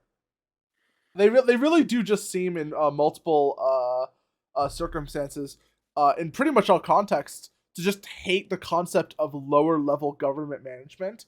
Which to me, I don't like any government management, but if I'm gonna have the government in my life, it might as well be one that I have a little bit more direct say in. You know, that whole like democracy thing. I know it's a little bit tacky, a little rule the majority, but I mean it's better than a federal government controlled by a ruling elite class that we essentially have little to no input in, making all of the decisions in our lives for us. Fucking 1984 style, but anyways. Exactly. Hello, I'm the resident libertarian. How could you tell? We just looked at you. Real. But yeah, yeah, so leftists generally tend to hate state-level government, and I presume it's because they want more federal government control. They want more big government to enact their socialism. So there you go. Yeah. I Very like big true. government and small government, just to let you guys know. Because What? biggie equals smalls. Uh, I feel like Sure. it's good to have like a federal government, but I feel like we're also too big to have just one big government controlling the whole like country. Right. We are not one country. We are a unified force of 50 countries, really. Yeah, and we all have our own different kind of like climates and needs and like supplies, you know? Exactly. We all have our And own needs, and frankly, I feel like it does make sense that there should be a certain amount of natural selection taking place. Like, the California exodus, that was because Mhm. California had a bunch of terrible policies. Like really expensive housing. Believe me, Still do. none of these problems were fixed. Really expensive housing, really high tax rate, a bunch of bullshit political SJW stuff. People were fleeing California because it just became not worth it. Like California, everybody moved to California because of Hollywood, and because anything and everybody who mattered in the entertainment business back in the 80s and the 90s, they were all in California. California was like the bleeding edge of America, and now it is a graveyard of dreams. It is. And so everybody's leaving. Now, the part that they forgot was to vote differently in these new states. Arizona's being infected, Texas is being infected, Nevada's being affected. Oregon was already kind of like this anyway, so they're not really getting much worse. Leftism really is like a I don't know. I don't mean to paraphrase Elon Musk too much, but it really is a woke mind virus, and it behaves like a virus too. It spreads. There's herd immunity. There's even vaccines. There's potency. There's different methods of transmission. And if you've been infected and then you're not infected, you don't get infected again. It really is just. Oh my god, leftism is COVID! Everybody put on your brain masks. Wait. What? Yeah, right? Anyways. Speaking of the gay debate, boys. What the fuck? Speaking of something you can't get rid of and you really want to get rid of so badly, you just want to get it out of the system and your society all together, the gay debate. Yeah, guys. What? The gay debate. Okay. You guys suck at chance action. I got this. All right, guys. All right. How many sexualities are there for men? Speaking of the average Floridian, let's talk about gay people. Okay. Yeah. I would say there's more, How many gay sexualities people are as well. there? How many sexualities are there for men? For men or for women? No, for men. For men, I mean, I would say. Because natural logic would claim that there are 3. There's No. That's there's straight, there's bisexual, and then there's gay. No, Wait, no. but The second one you said. no. I feel like there's 3 because what about the furry one? I feel like furries What? should have their own sexuality because they're not human. No, furry is not a. I we mean, count furries? okay, well, hold on. If you consider furry to be a Well, there's male sexuality- dogs and there's females dogs, right? So there has to be obviously men, furries. Are they attracted to males and females? No, I feel like furries just like bestiality basically. What No, the but- fuck? Okay, that's not okay. sexuality. Let Guys. me clear this up for our viewers. Yeah, furries are not zoophiles. There's a difference. sure? Yes. They don't exist. They don't exist. Okay, so if you are a furry, that does not mean you fuck animals. Jesus sure? Christ. Yes, Because, I am sure. Okay, let's say furry fucks I mean, another furry. Doesn't okay. that make that bestiality? Because they No! both want to be animals. But No, they're both they wanna- human. Okay. No, but they both want to be Are animals. trans right? women? Are trans women? Alright, got me there. You can think. You can Alright, think guys. of Furries furries don't as exist, so this trans conversation species, is but they're moot. still human. They're still human. Furries don't exist. You're right. They should And be the other done. thing is, both parties consent. With animals, there's no consent, so it's not. Wait, it's Chow, not what are we zoophilia, it's talking different. about? Yo, I feel like We're talking. Wait, what are we talking about? We are talking about the two sexualities, or the three Yeah, no, sexualities for but- men. Wait, but you said something about like something else. What? It involved dogs or whatever. Okay. So, bro, Sonny said that there should be a third sexuality for furries, and he was basically saying that like furries are zoophiles. Those are different things. I said zoophiles. I said bestiality. Okay, zoophiles partake in bestiality. Furries don't. That's the difference. Sure about that? Guys, What? furries don't even exist, so this doesn't even make sense. What? But regardless, there are Yeah. only two sexualities Oh my for God. men. No, there aren't. There are three. All right. Okay. Men can Who's your be source? bisexual. Who's your source? What? Your source? Who's your source? Sources I made it the fuck up plus ratio. You want to know my source? My source is biology. My source is history. My source is Andrew fucking Tate. Biology. Andrew Oh, yeah. Tate. Andrew Andrew Tate Tate is your almost dead? source. Does he have lung cancer? Shut up. Isn't he about to die, bro? Shut up. He's the top G. You're the bottom G. Isn't he rotting away in Romania? That's crazy, Actually, he's on house bro. arrest. That's You homo crazy, sapien. bro. That's Wait, your wait, hero. but where? That's your hero? Isn't he still in Romania, dumbass? Since Yeah. he's in house Dude, arrest? I used to kind of think that maybe Andrew Tate was like somehow secretly based, but that he just took He is it too far based. when it came to the women. No, he's Wait, not. how is he not based? How is he not Okay, based? okay, How is he not okay. based? He said that there are only two sexualities for men, which is true. No, it's not. No, All right, it's his not. justification. Let me tell you his justification. All right, I bet. All right, and let me just tell me if you agree with this, okay? Wait a minute, it was Tristan Tate that said this, not Andrew Tate, you dumb fuck. Okay, who cares? Regardless, No. one of them said, The brain rot is real. "Shut up, you homosexual." Dumb fuck. You're so dumb. You can't even get your source right. Homosexual. Don't fucking- The one of three Shut up. male don't sexualities. fucking your Cav GB. You're like, oh, Andrew G. Tate. It was Good actually his luck, G. fucking brother. His fucking Okay, brother, hold on. bro. This is such a weird like topic to bring up, and you're stumbling No. over your words over your source. Just say what you want to say, and then do All right, it. guys, let me explain to you why there are only two sexualities for men. Stop preambling. Just say it. There's Sure, the straight sexuality because you're into women, Biology. right? But, yeah. Right, exactly. And then Factory right way. settings. there is the gay sexuality because The you wrong like way. men. For fuck's sake. The But bad. there isn't a bisexual sexuality because if you suck cock once, you're fuck gay. You're homosexual. Oh my Very God. true. No, Very I don't sorry. agree. Okay, then why is it different for women though? Because women can be bisexual, obviously. Yeah. But how?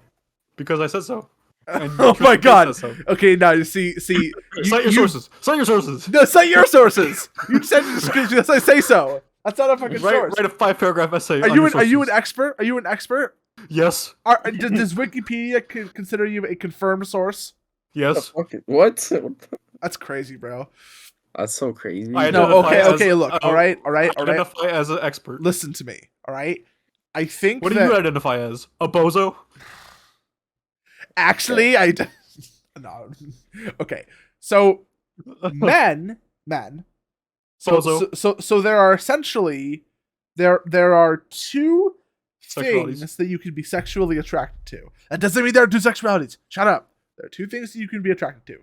There is dick, and there is pussy. All right? Do we all agree on that? What about the Z-Zer shit? No, that's all woke mind virus nonsense. All right, that is all. It is never actually you're attracted to that? backed people up, and who are furthermore, attracted it's to, like- mostly just mixes of Hey, men. Chow. What and about women those anyway. people who Chow. are like attracted like Transformers or like cars or What if you're like attracted to fictional fucking ass? like You white Okay, dudes? fine. Yeah. Okay, there are 5 sexualities for No, all there people. are 2. No, there are 5. No, all right, shut there up. are 5. Shut all up. right? Shut up. You're wrong. You're wrong. Nope, you're you're wrong. wrong. You're wrong. You're wrong. Straight, Cite your Right sources. side, straight, Cite your sources. straight is Uh-huh. opposite gender. It doesn't Yes. matter if you're a man or a woman. Opposite The gender. right way. Default factory settings. Stop saying right it's the way. right way. Default I'm gonna factory kill The you. right. I'm gonna kill the you. right way. I'm gonna kill you, The and it's right gonna way. be a Factory gay on settings. straight hate crime. All right.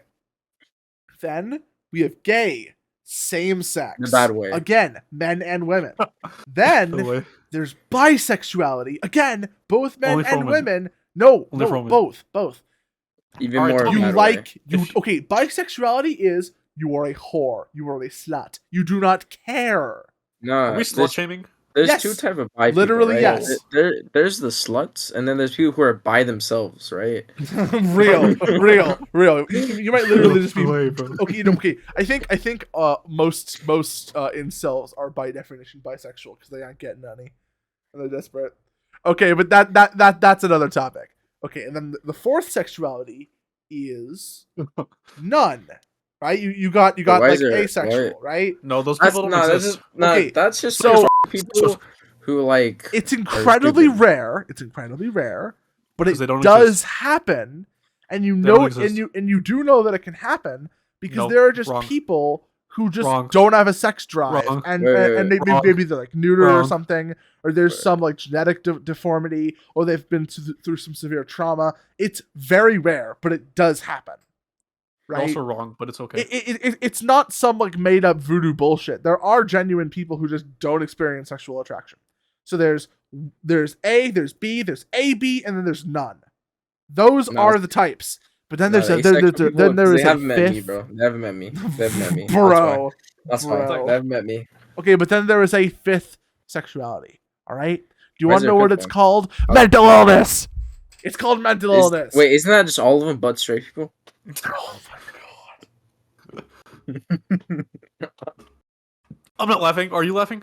I think we should move on to the next part of the gay debate. Shut up. There are only two sexualities for men. Gay Homosexual. people who make their gayness their whole sexuality are cringe. That is something I True can. or Like, false? that is so True. true. True. Okay. That is so true. I agree, and I'm gay too. If your whole thing with your personality is I love cock, then I do not want to associate with you, right? Because you are not a person. You're a statistic. And you probably have monkeypox, so get the fuck away from me. Like 6 feet, social distance, right? Arm's length. The monkey age, Right? bro. But making this distinction, right? For the gay people who are like very flamboyant and make their gayness their whole personality or cringe, you are inadvertently sort of saying that gay people who don't do this are fine, right? Because otherwise you would just say all gay people are bad, a priority good, right? All right, shut up. Gay son, daughter. Bro, Wait, what? I hate this debate because the thing is, right? Son, Okay, daughter. so if Shut up. Answer. okay, fine, Daughter, obviously, bro. bro. No, No gay son. grandkids, bro. Gay son. Okay, Why would you have gay son? Because daughters Why? are cringe. Well, how? Bro, you don't want your daughter to be. You're guaranteed a grandchild. No, but like. But like you're guaranteed a grandchild. okay. Gay I want a son, grandchild from a gay daughter. son. All right. But why would I? There's- But you would have nothing from a Okay. gay child. Th- You have nothing there's- but misery and like bullshit and like a burned cross with a dead son. Like what are you doing? What the fuck? What? What? Gay son. Hold on. Like, I'm gonna need you to back that one up for me. Yeah. Ah, what yes. is, the Every burnt single cross come gay from? person lives lives of misery. What was this shit about burned cross? Oh, Wait, right. how's it- Because you believe in that thing that doesn't exist. LMFAO, LMFAO. You're right. Okay. You're right. It's because you're a furry. They don't exist. Burn. What? L plus So Vincent, That's ratio. Or crazy. Ciao. Gay son, daughter. Okay, Oh okay. my god. I have to explain my position. Why's your Shut up. autism Say it. just went Say to the it. roof right now, bro? Oh like, my god. Okay. Well, yeah. Okay. Says the person who like that's you, bro. All right. Okay. I'm going to explain my position. Okay. position if, for what? If you have a gay son, then Uh-huh. yes. Okay. Assuming you don't have any other kids, then yeah, that's your bloodline going away. How would Chow have mean, a, there's have a- a child though? Who If he's cares? gay. All right, that's a mute. Okay, cool. So, right, if you have a gay son, then bad news. That's your bloodline ending. I mean, there's adoption, obviously, but otherwise, that's the end of your bloodline, right? But usually, as long as they're not a fucking degenerate, which is actually a separate problem, even though they seem related, as long as like they're not a total fucking degenerate and they actually do seek to live in a stable monogamous relationship with another guy, they're probably going to live a pretty fulfilling and happy life. Most of the results of gay people acting fucking unhinged and destroying their lives with their sexual, like, behavior is, like, the small minority of gay people who are just these, like, weird sexual degenerates that are, like, always horny and, like, always fucking, like, having these giant orgies, these, like, super spreader events. The whole thing with monkeypox kind of taught us that. And then there was the AIDS thing. But there are the gay people who literally just want to have a life like... Oh my god, you're fucking up the... Bro, Huerta! Oh my god. Dude, you're literally fucking up the layout of the podcast. Every time you stream it fucks it up. I think that's the point, Joe. I am this close to just start saying racial slurs. Oh my god. Okay. So right, the gay son about the next topic. I'm not done, bro. What the fuck? You asked me. Okay. So, but I'm saying, right? You don't get kids, but every other aspect is better. With a thought daughter, that's like, assuming it doesn't like curve and she like matures and actually like makes a better life for herself. Bro, she is going to destroy herself. And that life, bro, that is actually going to be full of misery. And you're going to be stuck as the parent trying to pick up the pieces of somebody who has lost themselves to their own, like, urges and instincts. That's worse.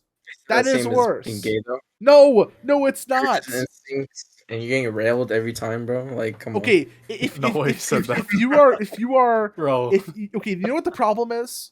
The problem is, and this leads back into the next topic of the gay debate, is you're not homophobic because you're not afraid of gay people, but you are intolerant of gay people, and so your straw man of what a healthy gay relationship looks like is basically that. Yes. Well, okay, maybe he is tolerant in the sense that he's opposed to the idea of people being gay. Yeah. Well, is that not? Well, I guess he is tolerant in the sense that he doesn't stop people from being gay. He doesn't try to apply force onto anybody who is gay, but he does. I mean, Joe has been stumbled. I guess it's not even necessarily that you're intolerant. I just disagree, and I don't get it. Right?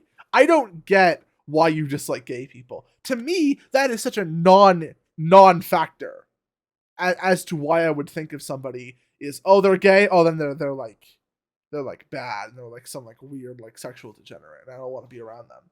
Because there definitely are weird gay sexual degenerates, but that's not all gay people, you know?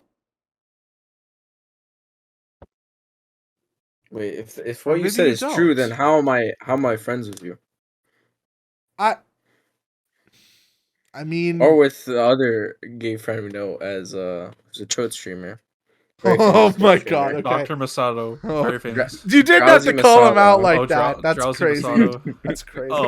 I mean, yeah, no, he's like, I don't know. I mean that's not a question that I have to answer. That's a question you have to answer. What? I mean, why are you friends with me? If my sexuality is so off-putting to you, would you just choose not to? When did I say off-putting? I just said I didn't agree with your lifestyle. I've never said off-putting. Okay. I mean, fair enough. But like, I mean, if you burn in hell, you burn in hell. That's your choice. Lol.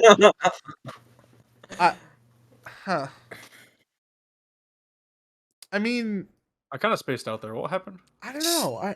That's me every time we talk about politics. For real. All right, guys. What I've learned from this debate is that Hasan. There's one more topic we have to go in, guys. Oh, is there one more? It looks like there's like a couple more. In this debate. Oh, I just no, we're not doing that one. That one is who added that? I added that. Right.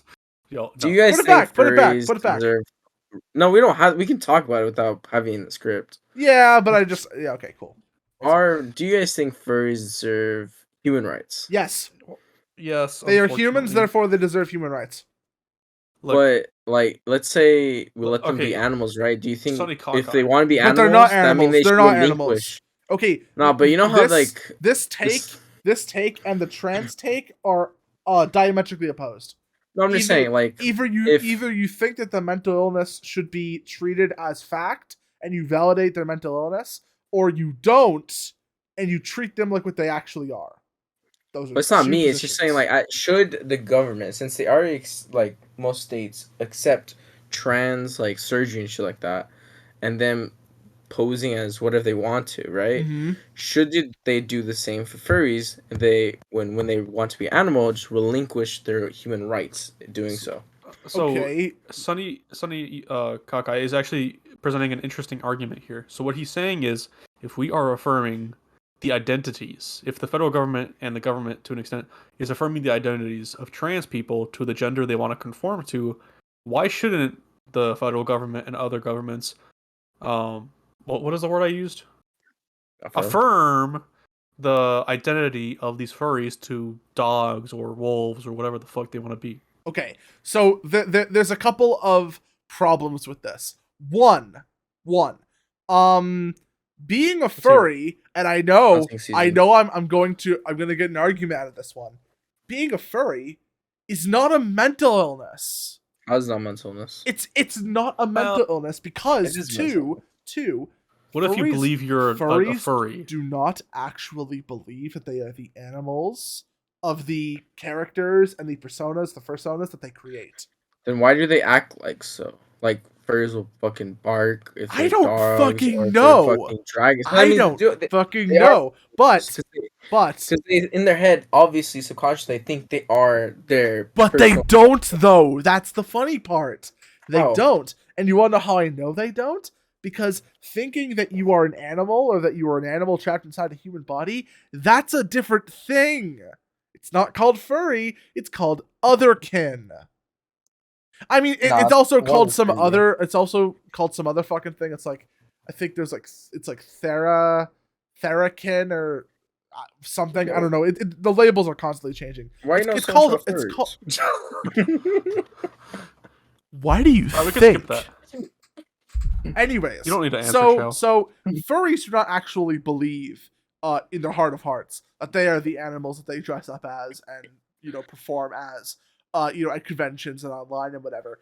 It is a hobby. It is a strange hobby, and I don't actually entirely know the inner workings of how it mechanizes. But if they believed they were the animals that they said that they are, they would be otherkins, not furries. Furthermore, I think it is a lot more reasonable, in at least in theory, for somebody to transition genders between one of the two gender states that we've established that they exist, whereas in comparison, there is no such thing as being a different species of human. There was one species. This goes back into the transracial argument, which we should bring up on another podcast, because it definitely does seem to be a growing movement, especially on sites like TikTok. But the fundamental fact is, we are all human, and you cannot be anything other than human. If you are a male, there's males, there's females. If you want to be the other one, that is a lot more within grasp, especially with our current level of technology, than switching species. We literally don't have the technology for that yet. We are not advanced enough. And even if we were, the fact of the matter is this. Humans are the only animal on Earth that have sapience. Not sentience, sapience. We are self-aware. We are not only thinking, but we are feeling. We experience. We know we can experience. We have language. We have critical thinking skills. We are aware of our surroundings and ourselves. And we can experience the world for lack of better words, in the truest way that we can prove in comparison to every other animal and every other life form on this planet. And until aliens come, it'll stay that way. So, if a human was otherkin, not furry, and wanted to become an animal, right? We would still give them human rights, even if we were technologically capable of turning them into that animal, as long as they did not lose they're sapients, which they obviously wouldn't, because then that would just be murder.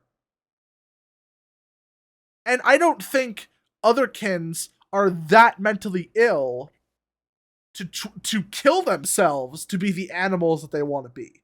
So they would still be sentient, they would still be sapient, and they would still be deserving of basic human rights. How did this turn into a human rights thing? Listen. That's what was saying. Or that's what Sonny was saying. Listen. I think the argument is interesting because we must understand something in this, I would say, debate. Trans people obviously are experiencing some sort of mental illness. Gender dysphoria. Gender dysphoria, which is a mental illness. We all agree. Yes. The interesting thing to point out is, yes, I do believe, and this is just me being completely honest, fuck all the, fuck me joking about the gay thing last debate, the last topic, because we obviously know that was just for jokes. I don't know if Sonny was joking, but fine. Listen to me for a second here. Mm-hmm. Some furries obviously don't believe they are dogs. They just like to dress up as a dog or the fur creature, whatever it is. Yeah. For sexual pleasure or some type of pleasure. We all understand that. Yeah. But there are definitely some furries who actually believe they are the furry they claim to be, and they wish to identify as that. And the interesting paradigm Sonny is bringing into this debate is that why doesn't the federal government affirm their identity? Okay, again, first of all, it is a significant minority of the furry population that actually believes they are the animals that they're talking about. It's like we're talking 1% of the 1% of people that are furries. So we are already getting incredibly esoteric in the amount of people that this kind of affirmation would actually be helping. Sure. I mean, I don't think affirmation of mental illness actually helps anyone, but I think that gender dysphoria doesn't really have a lot of fixes. And the only fix really that has been proven to help at all for adults is gender affirmation. If the trans person so seeks it voluntarily. I think there is some issue with that. Mainly with the fact that there's been an influx of trans people. I'm not including children because obviously there's an influx of them. Yeah. And I don't consider those to be legitimate cases, but I'm talking about adults. Yeah. There's been an influx of adults. Those people are trans trenders. And those people, if they actually look into getting gender affirmation surgery, are going to severely fuck up both their physical and mental states permanently. That Correct. Should ultimately still be their right to do so. Of course. Right. But I think the interesting point is, even though the furries who believe they are actually furries are 1% of the 1%. Maybe even of the 1%. It is a very small amount. Imagine it's only 1,000 people in the United States. Sure. Very small. Why shouldn't their identity be affirmed? Okay. If we affirm the identities of trans people. That is a fair question. And my answer to it was, 1, we are pretty much at the moment technologically incapable to sufficiently do so. And 2, what do you mean by technologically insufficient? What do you think a transformation in 2023 with our current medical technology would actually look like? Okay, so you're talking about I'm just trying to understand. You're talking about the transformation, like a surgery, like a surgery or a treatment, like a medical treatment, because that you're talking about the transformation from a person to the furry persona, right? Yes. Now, my question to that is, there is no technological transformation from a male to a female, or for a female to a male. You will always be a male, and you'll always be a female based on what you were born as. We don't have the technology to change your chromosomes. Right. We don't have the technology to make you a female if you're a male. We don't even have the technology to change your bones. The whole 1,000 dig site. Is true. This skeleton was a male. That whole joke. That's why it works. Is because there are many components to transitioning surgery that are just missing because we either don't have the technology or it's not worth the effort and the sunk costs to basically make these many invasive changes to the body with as little technology and expertise as we have in the current field. However, I ultimately do think that is a technology and a science that will evolve over time. And especially if the future turns more transhumanist, we may see more a greater spectrum of body mods capable of simulating, not creating or transforming, but simulating the other gender to help these people with gender dysphoria.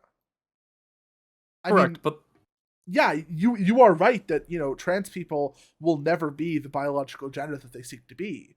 That's just how the world works. However, to treat the mental illness that is gender dysphoria, I think we still have to try. I mean, if they're seeking it out, that is, ultimately their right to do so, right? But I think Sonny's not actually bringing up that point.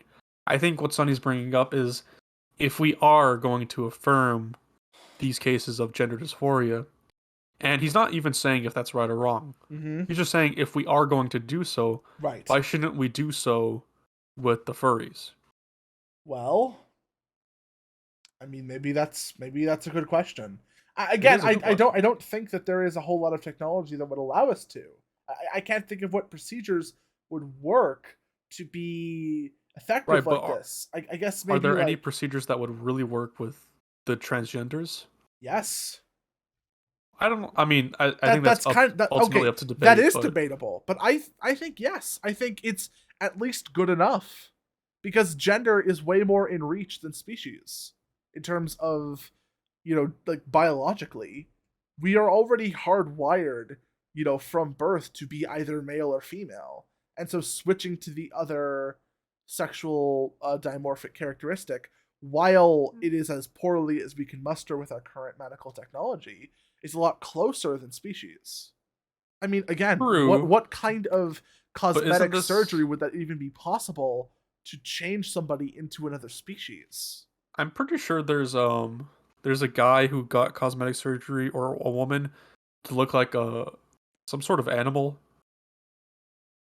Well, whatever it is, it's probably very limited in its capacity to do so, and it probably wouldn't be any more affirming than just constantly wearing a fursuit. True, but isn't that the same as transgender surgery? No. Isn't it all cosmetic? Well, yes.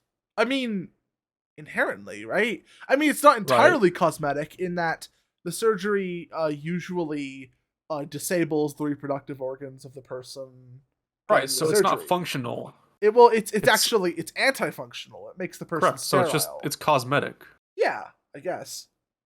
But if someone gets surgery to look, and you could warp skin, this is nothing new. If someone gets surgery to warp skin and make them look like a rhino, yeah, that's cosmetic, and I guess the same question still applies. If a trans person is being affirmed because they got surgery to look like the opposite gender, if that same person gets surgery to look like a rhino, why can't they be affirmed as a rhino? I mean, I think that their ability to get the surgery should probably be unrestricted. It should be unrestricted. Yeah, it should be unrestricted. But that's not the question. Okay, what's the question? Because apparently I'm not understanding.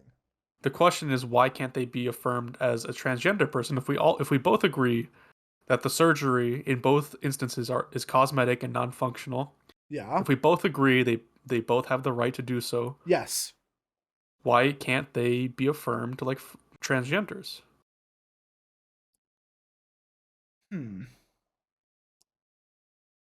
Why? Okay, so I think I'm starting to understand what is asking. Yeah.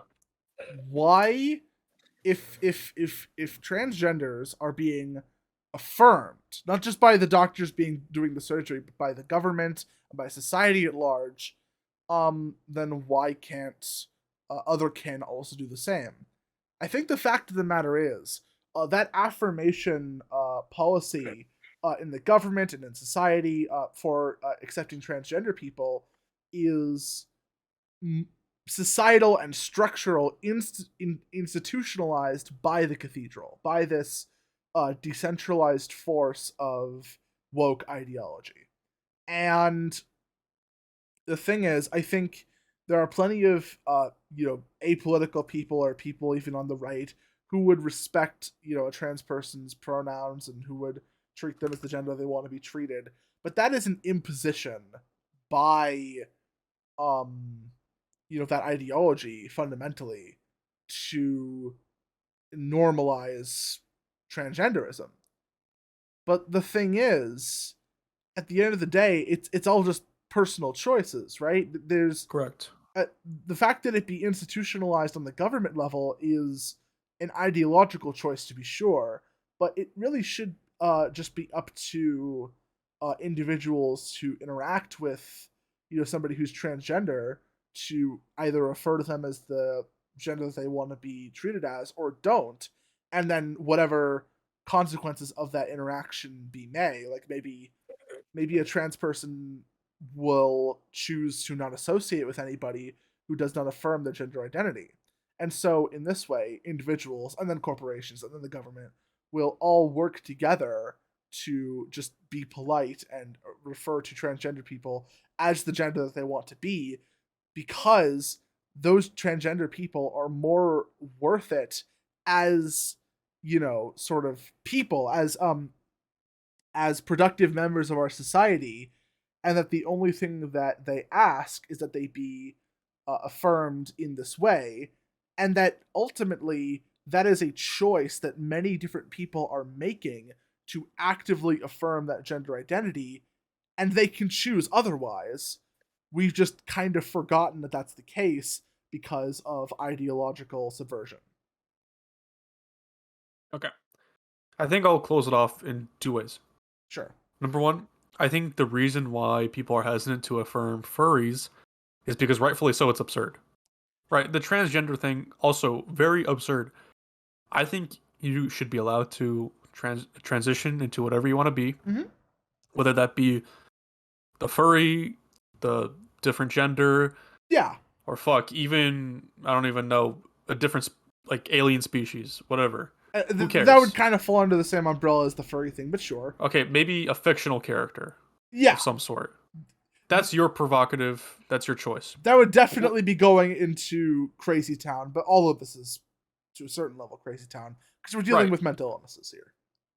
I think the point, and I don't want to speak for Sonny, so I'll give him a chance to respond, but I think the point he was trying to make was, the furry thing and affirming the furries' ideology and what they want to be is not too far off from the transgender ideology. And if we want to start affirming transgenders, we should be open to the idea of affirming more people.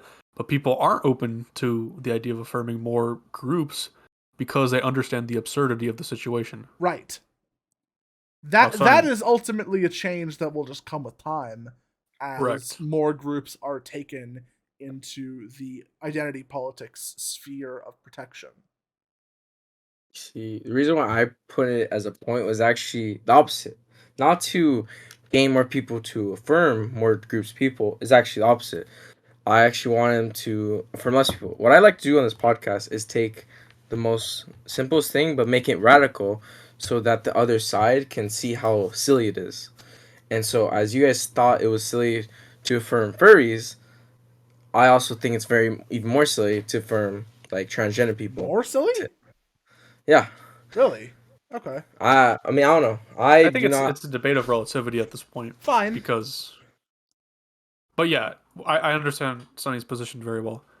I also think I think it's very silly to affirm trans people because I don't think you're doing them any good if you affirm their mental illness. Mm-hmm. Obviously, there are exceptions. Just like with any rule, there are exceptions to every rule. Even Einstein, to his... Well, I'm not going to speak to Einstein because I don't understand it very well. But I'm pretty sure Einstein, when he thought up of the theory of general relativity, he never believed that black holes could exist. But, as we all know, there are exceptions to every rule, and black holes probably exist. They are proven to exist. NASA took a photo of it. No, yeah. And it was a huge thing like last year. But also, in order for black holes to not be a thing, it would have to turn over our entire theory of physics. But fine, whatever. Maybe I said that wrong, but the point still stands. Yes. Yeah. I just personally disagree. I mean, That's fine. I don't disagree with the method. I disagree with the conclusion. Yeah. Ultimately, I do think that affirming transgender people, to an extent, to a healthy extent, because some of you transgenders are literally just lying to people to gain social power. But to the extent that it can be deemed as legitimate on an individual basis, I ultimately do encourage people to use the gender and the pronouns that other people want, if nothing else, just for a practicality reason, because those people are people too, and they hold something valuable like every other person on this earth, and to unlock that, it might involve giving them the courtesy of affirming their mental illness, because ultimately, I do think that it helps, and I am more inclined to trust their own self-diagnoses of what will help them than anybody else's intrusion. That's not to say that anybody else's intrusion is inherently wrong. I'm just saying that I'm more inclined to trust what they say will help them, because the best person to know yourself is yourself. So on that level, it's like, I generally just want to be like polite to people. I don't want to make too many enemies, and as long as they're being reasonable, I think it is a reasonable change to make. However, I obviously refuse to be coerced or forced to say any pronouns or, say any names or, reaffirm anybody's gender. That is a choice that I actively make, and I reserve the right to not make it at any point. But that's just me. Yep. Oh my god, we're burning time on this gay debate. Let's move on to the next topic. Holy shit. Let's talk about the Russia-Ukrainian war. Oh, don't worry, we'll keep this short. Beating this dead horse. I know. It Sorry. is kind of a nothing burger, but it's gonna be required to talk about this next topic. Bro, we're beating it so much, it's gonna be fucking cooked well done. Oh my fucking gosh. Real. Anyways, basically the only point that I need to bring up about the Russia-Ukrainian war is that there was the move of Russia basically turning off the gas to all of the European countries in America too, and Canada, and basically everybody in the West.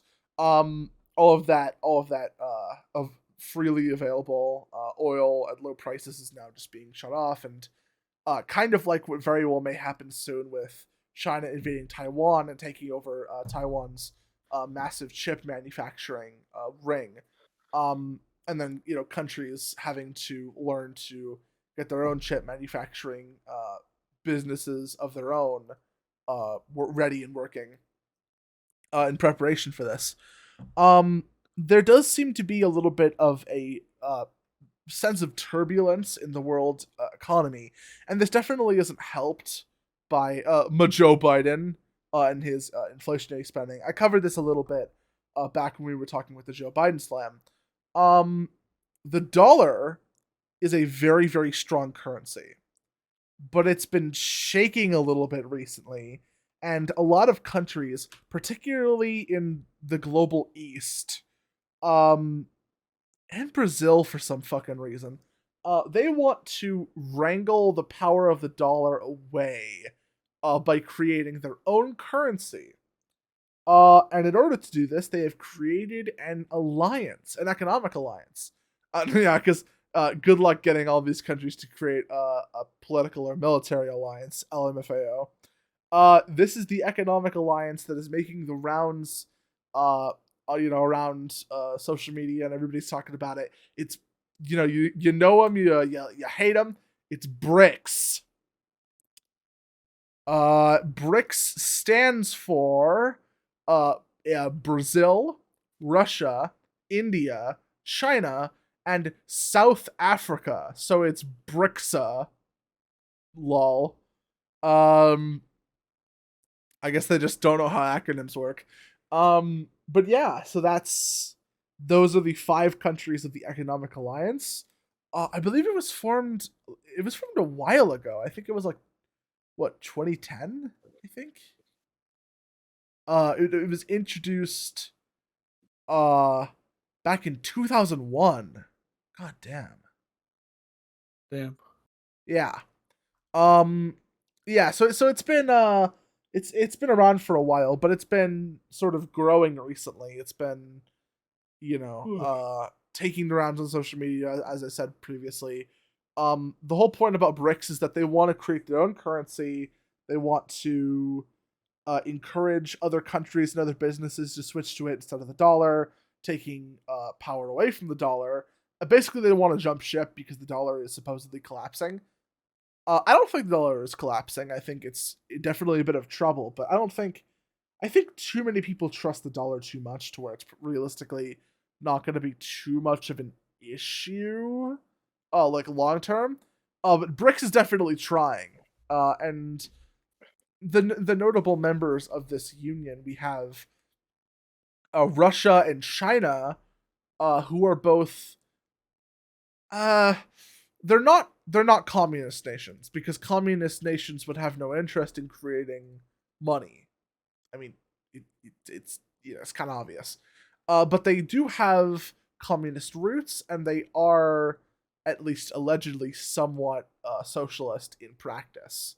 They're both definitely authoritarian countries, and I both hate them. We've been over this train a lot. I have a lot of problems with China and Russia. And North Korea too, but that's a different thing. But yeah, so they're in this economic alliance, and basically, it's been portrayed as a communist push against the international capitalist elite of America and the Western liberal democracies originating from Western Europe. So essentially, communists are trying to take down capitalists at their own game. I wonder who's gonna win. What do you guys think about that?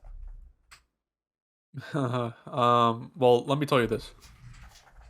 I don't think this is going to get very far, but this conversation, which has been reignited in recent times because of Joe Biden's horrible economic policy, is quite concerning, because theoretically a lot of countries could move away from the dollar, and that could really crash the world economy. That's my stance. But I mean, like, are they really gonna though? That's the question. Probably not. I mean, there's a possibility, but it's possible, but it's not likely. Yeah, I think we all agree on that. Exactly. Yeah, elbows though, Sure. Also, I think it's important to mention that I think more small economic, what you might even call boycotts on the dollar, are probably going to continue to form until we can get spending under control, and until the dollar sort of stabilizes and regains some of its value. Which, some of that is just permanent damage that I think we might never be able to undo. Which is, it's great. Love that. But then again, a lot of other currencies are also suffering from inflation and, losing their value. Like, I remember it was kind of a huge thing that I don't know what it was. It wasn't the pound. It was the euro. The euro, European Union currency. The euro fell underneath the dollar in worth in like 2020, I think, or something around that general time zone. And it was this huge thing because the euro and the pound were both above the dollar, and the euro in particular was a little bit of a newer currency, so it was more adept and was a little more enticing. But whoops, it's under, and I believe it is still under. So I don't think it's just the dollar that is going to be dealing with these problems.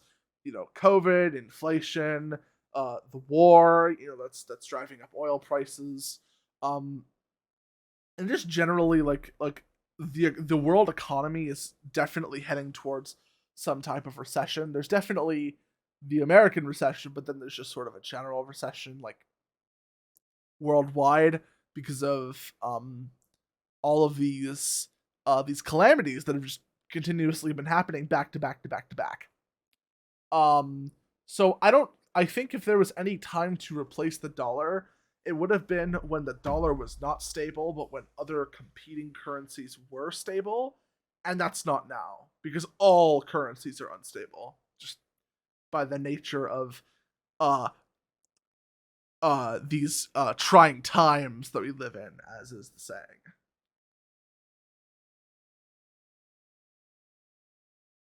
Indeed.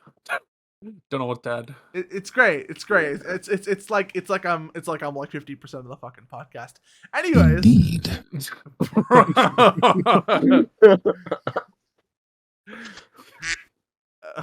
Oh my god. Okay.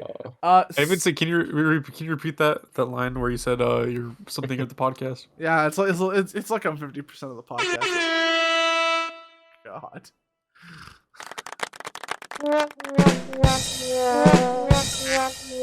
Indeed. Thanks Discord. Thanks Discord. This is really important. Indeed.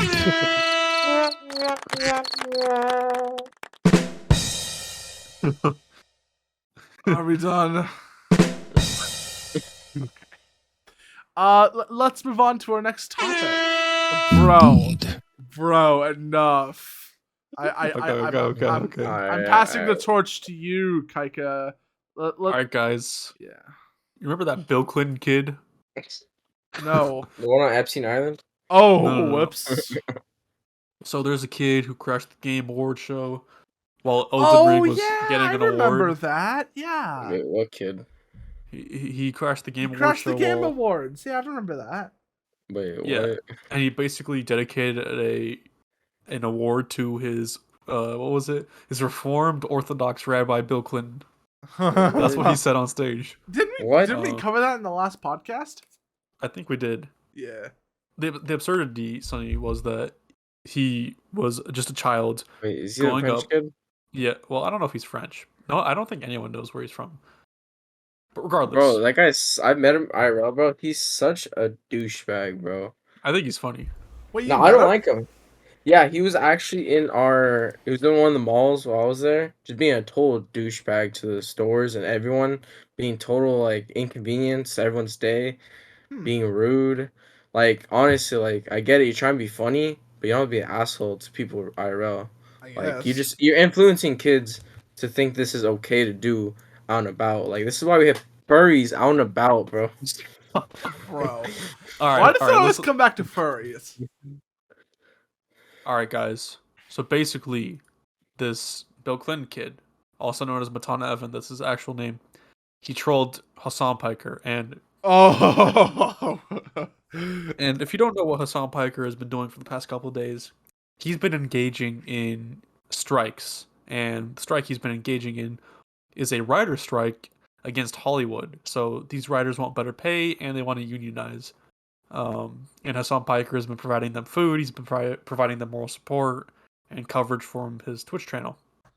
because of this. essentially any strike in any unionizing force is a priority good to the American bougie socialist. Which, Yeah. I mean, you know, speaking of Hasan, is exactly what he is. I mean, it doesn't take long to look into, you know, Hasan's, like, he's very good at socialist praxis. You know, like that time when he, what was it? He bought multiple expensive properties, and then he was complaining about the prices on his live stream. And frankly, like, some of the things he was complaining about were actually, like, fair, but, like, the whole time you could just tell that he is basically, like, never actually struggled in his entire life. And frankly, you know, I can sympathize. I am similar, but I am not a grifter. I am not a socialist. I am not trying to advocate for this massive wealth redistribution where it's like, you know, if you are rich or if you have excess, then you have a moral obligation to give to the whole of society, because there are people who are not as rich as you, and money is a corrupt power hierarchy, etc., etc. Basically, what I'm saying is he's a complete hypocrite, and I wouldn't say that Hasan is worse than Vosh, but they're both bad, and it's a close competition. Anyways, so this Bill Clinton kid comes up to Hasan Piker, and he basically starts shouting, "We love landlords" during this strike. And so let's go ahead and watch this this video real quick. I hate this kid. All right, let's see this shit. Hey, it's against Hasanabi. That's a W. Yeah, but like, Oh, look who it fucking is. Look who it fucking is in the replies. Once again, the rentoids lose. Nice. What's going on? How you guys doing? We love landlords. We're here to protest against the landlords and the unions. We love them. We love landlords. We love landlords. We love them a lot. We're all against unions. They're not fair to the corporate companies. The more you do that, and the more you end up hurting. You end up hurting. The more you end up hurting capital. capital. You end up hurting the capital. The quicker the strike will end. The strike will end. Landlords. Landlords. Landlords. Landlords. We love landlords. We love them. We love landlords. You want to move away a little bit? No, it's we love landlords. Oh my god! Oh, this is funny. Bro, I was on Reddit, and there's this subreddit, called "Love for Landlords," and it's basically it's an ironic subreddit where everybody in the subreddit is basically just like it's usually just leftists, but there are a couple like Georgists there who are like basically a Georgist is like a libertarian, but they hate like land ownership and like renting, and it sounds contradictory, but it's actually an alright take on how property should be managed. I mean, it's not what I believe, but at least it's not fucking like full on like socialism. But basically, they all like LARP as like fanboys for landlords, and they're constantly talking about how like single mothers are getting evicted by landlords. Now that's a W, actually. And it's all just an act. It's all just pretend. But it's good. It's one of like the only examples that I can find of like, I can't believe I'm saying this, but like actually good leftist memes. But just because like, I don't know, these guys can actually like play a role. And so I'm seeing this little kid with the love for landlords side, and it just I don't know, it's funny. Like, bro, I watched. Oh, that's gold. That is gold. Yeah, and we love landlords. Hasan Piker did the unthinkable. What? He quote tweeted this video by Matan I Evan. honestly thought he was gonna punch the shit out of the kid. Honestly, like that would make my day. That would make me like. Oh my god! I just saw it. I just saw it. He said, "Oh my god! Never mind. Maybe children do deserve the coal mines." Which, by the way, when was it okay to joke about child abuse? Because if it's so, I'm all in for it. Yeah, right. Let's joke about it, guys. Hell yeah, bro. You ever like look at a child and see how far you can kick it? Real. Anyways, Matan Evan actually brought up a good point when he quote tweeted Hasan Piker, quote tweeting his original post. You should have told me that to my face instead of standing there frozen. Sorry, I have it open too. And then Hasan Piker responded with a video, and he said, "I asked you to step aside politely for the adults to picket, and you said I was threatening you. I can be the father you never had, little buddy. No fucking way." And in the video, you see Hasan Piker picking up like some sort of stick. He's kind of like threatening it against Matan Evan, which is always nice to see. I mean, hey, I would personally just use the stick because honestly, that kid is just so annoying. Like he's antagonizing him. Honestly, Sonny, for the first time ever, I'm on Hasan's side in this. Sonny, where the kid is he's beefing with a 16-year-old. So? Why? Where's the kid's parent? Where's the kid's parent? You got a beef with the 16-year-old? Oh, is this an orphan? Is this guy's an orphan? Are you beefing with a 16-year-old? Why is he fucking on the streets being annoying? Where's his parents? Bro's beefing with the 16-year-old. Nah, you know what?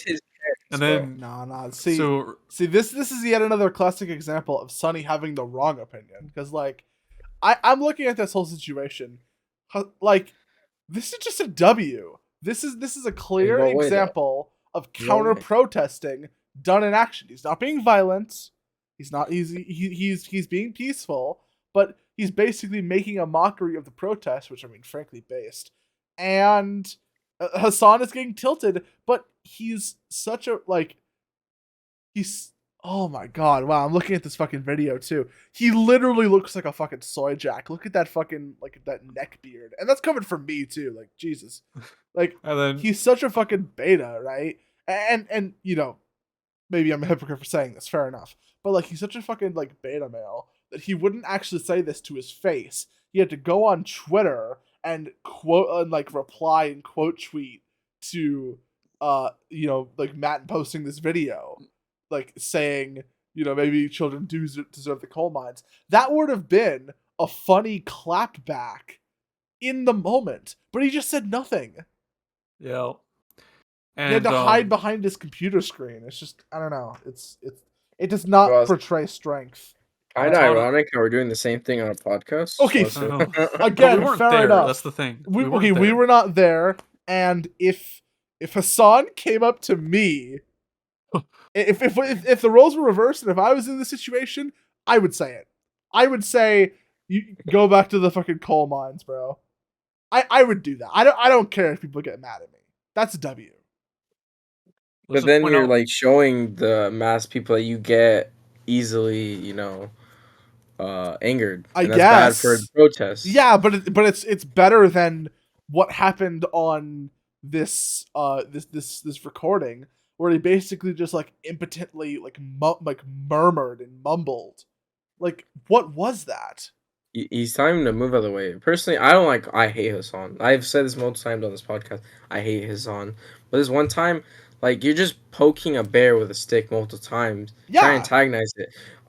I view this the same way as leftists when they try to do it at, like, right-wing protests or people who are pro-life protests. Like, I don't like when they do it, so I'm not going to like when we do it.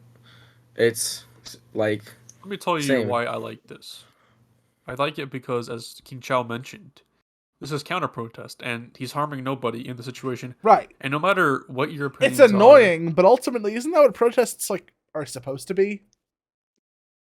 Well, that's a debate. I think what's more important about the situation, and by the way, just because I think protest is annoying does not mean I think it shouldn't happen. I want to make that very clear.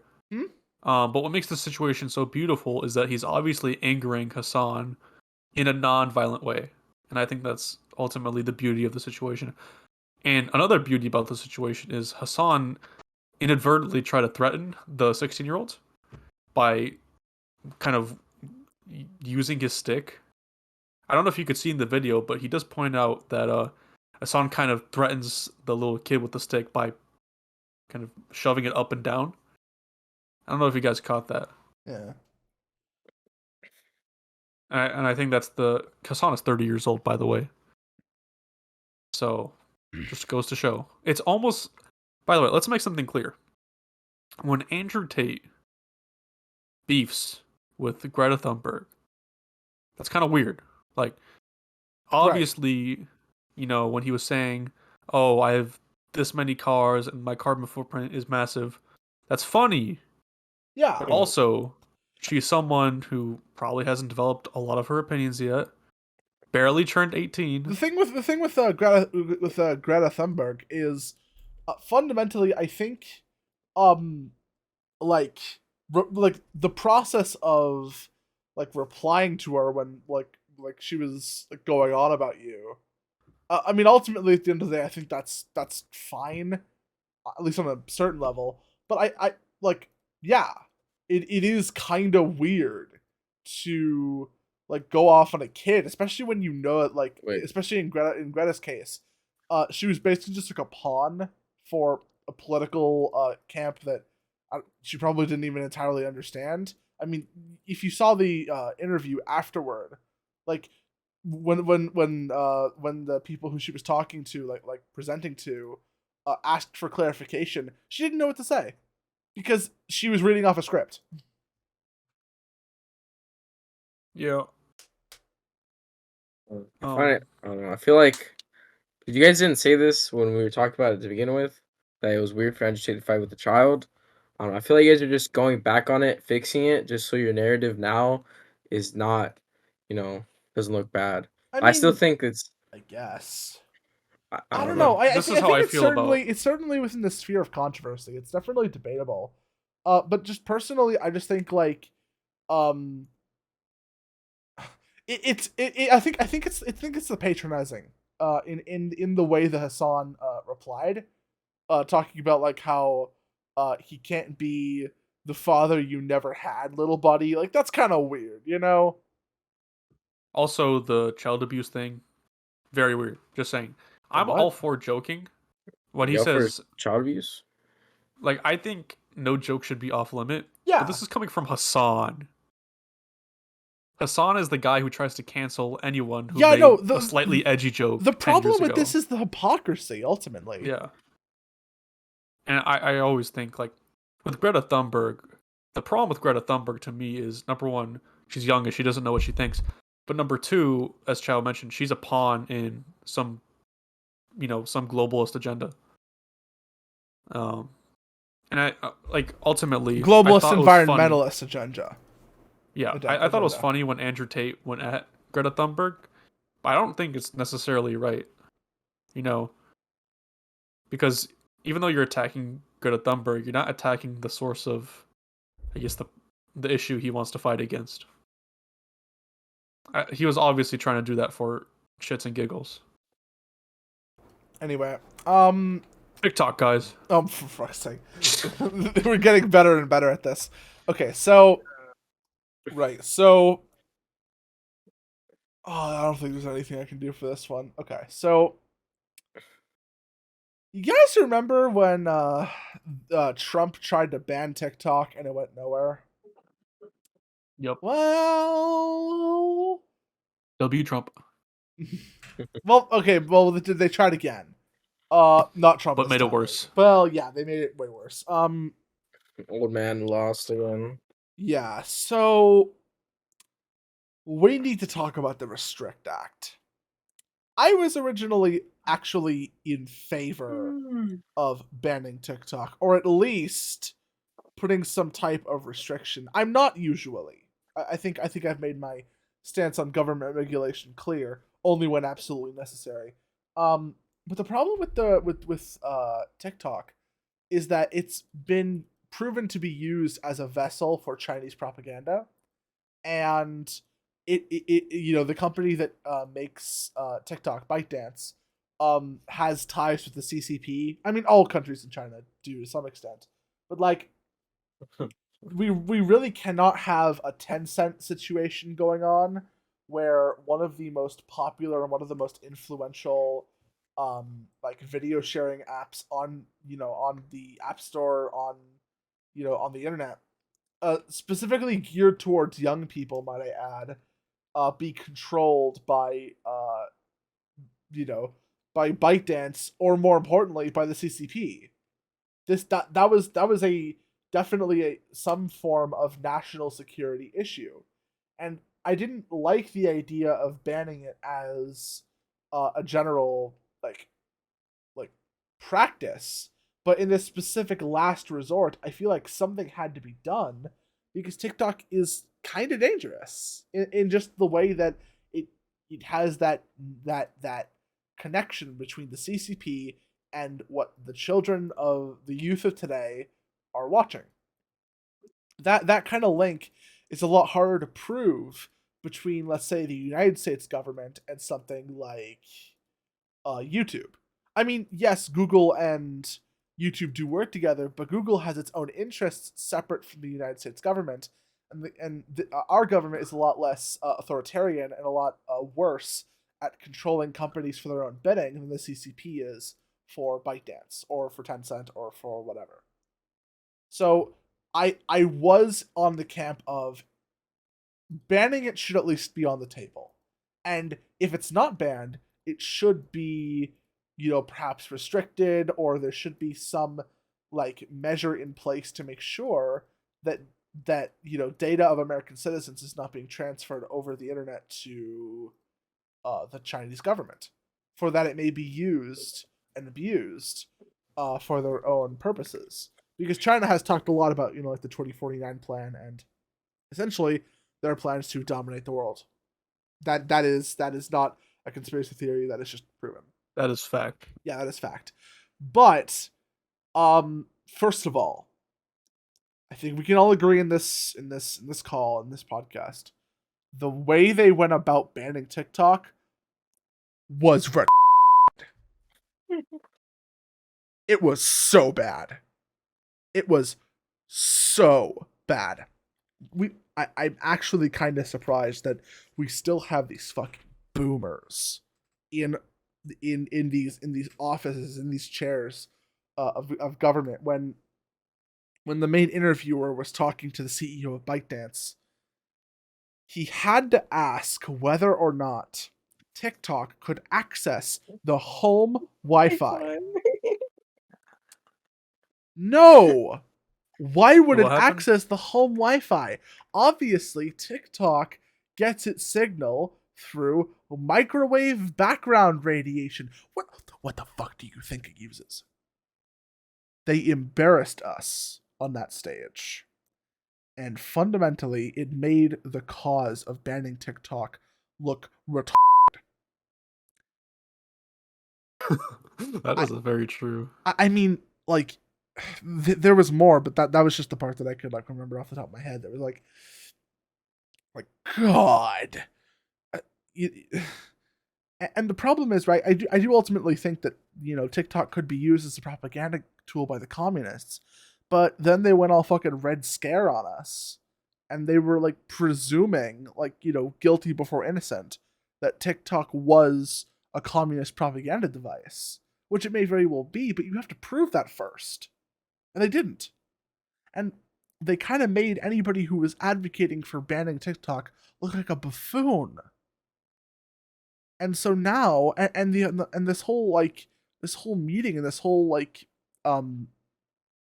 interview with TikTok, this was all backed by Google and Meta and all of the big American social media companies, and this was clearly some type of stunt done to consolidate more power into the hands of our own social media giants, more power into the hands of big tech. And the fact of the matter is, I don't think that more power into the hands of any form of big tech is good.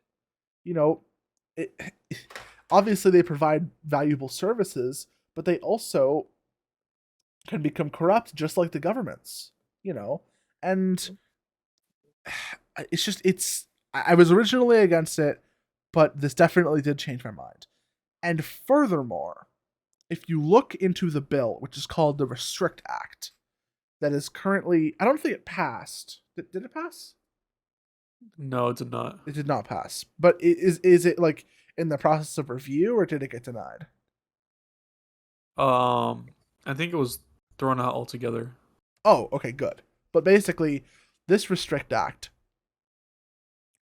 it made any like service or app that could be used to gather data for third-party governments that are considered United States enemies, whatever the fuck that means, would be banned, and anybody who had them would be liable to significant fines and 20 years in prison or more. Yeah. What? Huh? Okay, and then it gets worse. This bill, this act, was going to ban VPNs under this ruling, virtual private networks. For all of the people who are watching this podcast and haven't seen a YouTuber shill for a VPN company, basically a VPN is a tool that you can use to mask your browsing and your internet traffic. It encrypts it, and then it sends it through another server. where it cannot be traced and it cannot be detected. It's used to change IPs. It's used to, like keep your internet service provider from seeing what you're doing online. I mean, I'm not trying to give a fucking NordVPN ad here. Hey, hook us up. But basically, Please hook us up. Please. We need money. We need money, and we need that. We need that good. What? Right, but so that's what a VPN is essentially, and it is a very important tool, especially nowadays when cybersecurity is pretty much as important as regular security. And in addition for it being available to businesses and to governments, it was actually originally created as a military tool, along with the original internet. It should also be available to citizenry. I mean, that should be obvious. I mean, being able to protect yourself online with a VPN is, I mean, it's incredibly important, and it's something that should, if it could be in the hands of the government, it must also be in the hands of the citizens, so that the government cannot use that technology without the citizens being able to use it as well, to enact some type of, authoritarian scheme.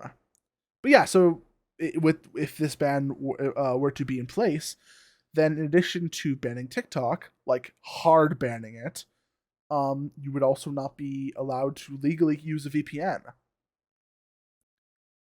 Now, first of all, 1984, literally 1984. Anybody who thought this was a good idea, is an authoritarian, a totalitarian waiting for their day, and I do not politically support them at all. They are just as bad as the communists. But secondly, who the fuck thought this was going to be enforceable? Yeah. A VPN, That's the big problem. A VPN is used as a device to hide internet traffic from corporations and governments. So how the hell would the government know if you're using a VPN? The only thing I can think of is some like spyware kernel shit that like goes into the roots of your PC and checks for specific, restricted applications and then reports it to the FBI. But like, what the fuck? And of course, the tech companies would have to be okay with this. In order to be able to make that happen, you would basically have to be able to force the tech companies to provide that backdoor for the government. And all of this, it really would just become a totalitarian state. With one bill, it would just become literally 1984. Without that extra authoritarian measure, it would just be completely unenforceable, because it would basically have to rely on catching somebody with a VPN while their VPN is off. Good fucking luck with that one, I guess. And this act definitely does mirror the journey of the Patriot Act. Although thankfully, if what Piker said is correct, we shouldn't have to worry about this one actually being instated anytime soon. Although, knowing our government, you can never really be too sure. But yeah, so if this were to be instated, it would just be like the Patriot Act, give the government more excuses to spy on the citizens and to, conduct unlawful search and seizure. So, yeah.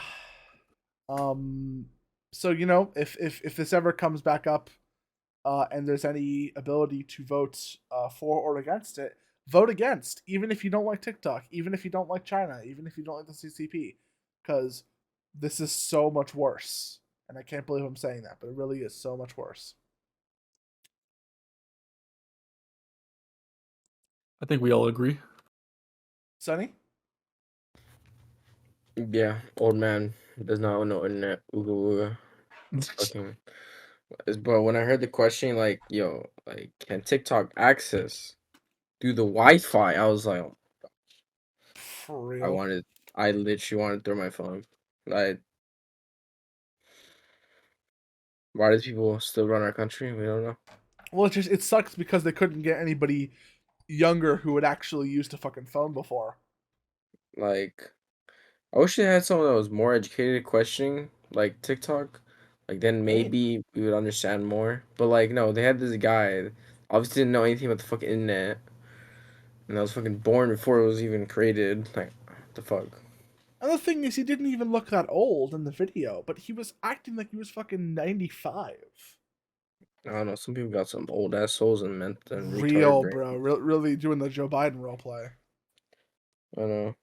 Anyways, so speaking of old, like men. Oh my god, old men. Whoops. Let's No talk way. about Mother's. Sorry. Let's talk about Single Father's Day. Son, you take it away. All right. So basically, every year when actual Father's Day come around, the fucking liberals like, oh, don't forget about the single mothers. Oh my gosh. No. But then when Mother Day come along, nothing. Silence. It's only for the mothers. But hey, I'm here to say, Single Father's Day. Let's go. All All right. the Well, women can go get the milk too, you know. so what we're looking at? When is Mother's Day? It's coming up. It's 14th of 14th. December. Yeah. So May 14th is Single Father's Day. Everybody.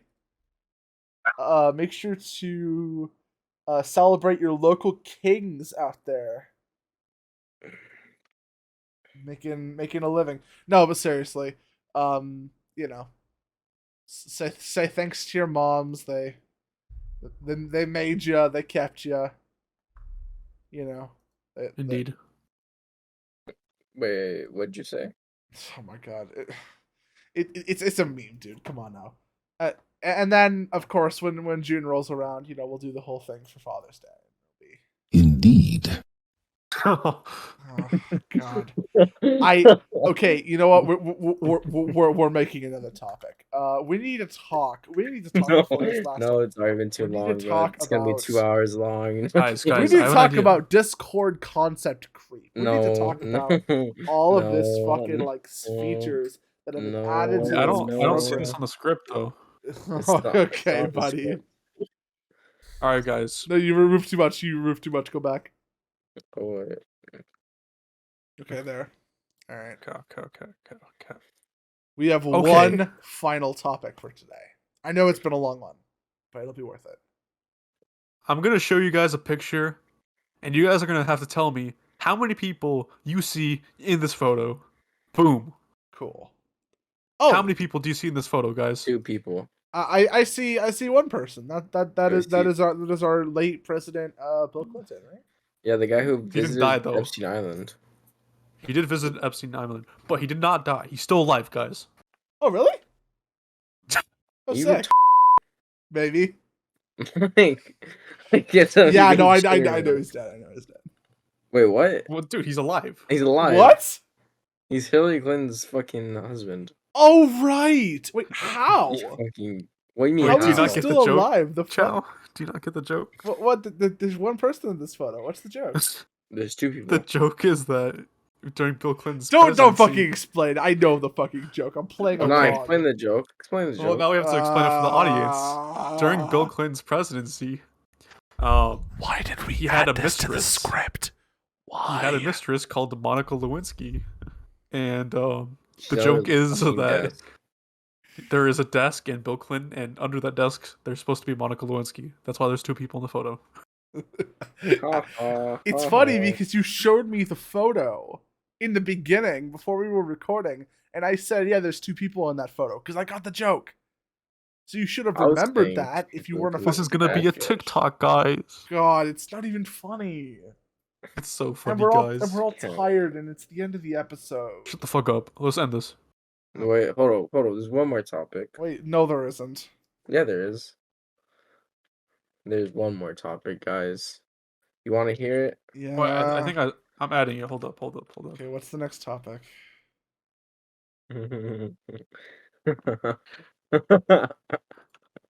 Vincent. wait. What's the next topic? King Come on. Chow. We want to hear why are you why are you gay? Why are you gay? What? Why are you gay? Man. You're supposed All right, to say, no, you're season supposed to 2 say, never coming out or whatever the fuck he says. Bro, what?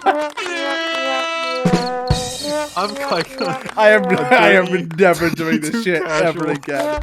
42 is the last episode. I am quitting Sons of Liberty. That was it. Alright, well, I've been King Chow, season 2. I don't know, man. It might be coming out. I might have to do something like that after this shit is over. God, Bro. 58 more episodes and then I'm free. Okay. alright. Cough. I'm your host with the most, Sunny Moist. Hawkeye. Let's go. We have autism. Okay. We'll see you. I'm a dirty too casual. Yeah, we'll see you in another 4.5 months for Sons of Liberty episode 40.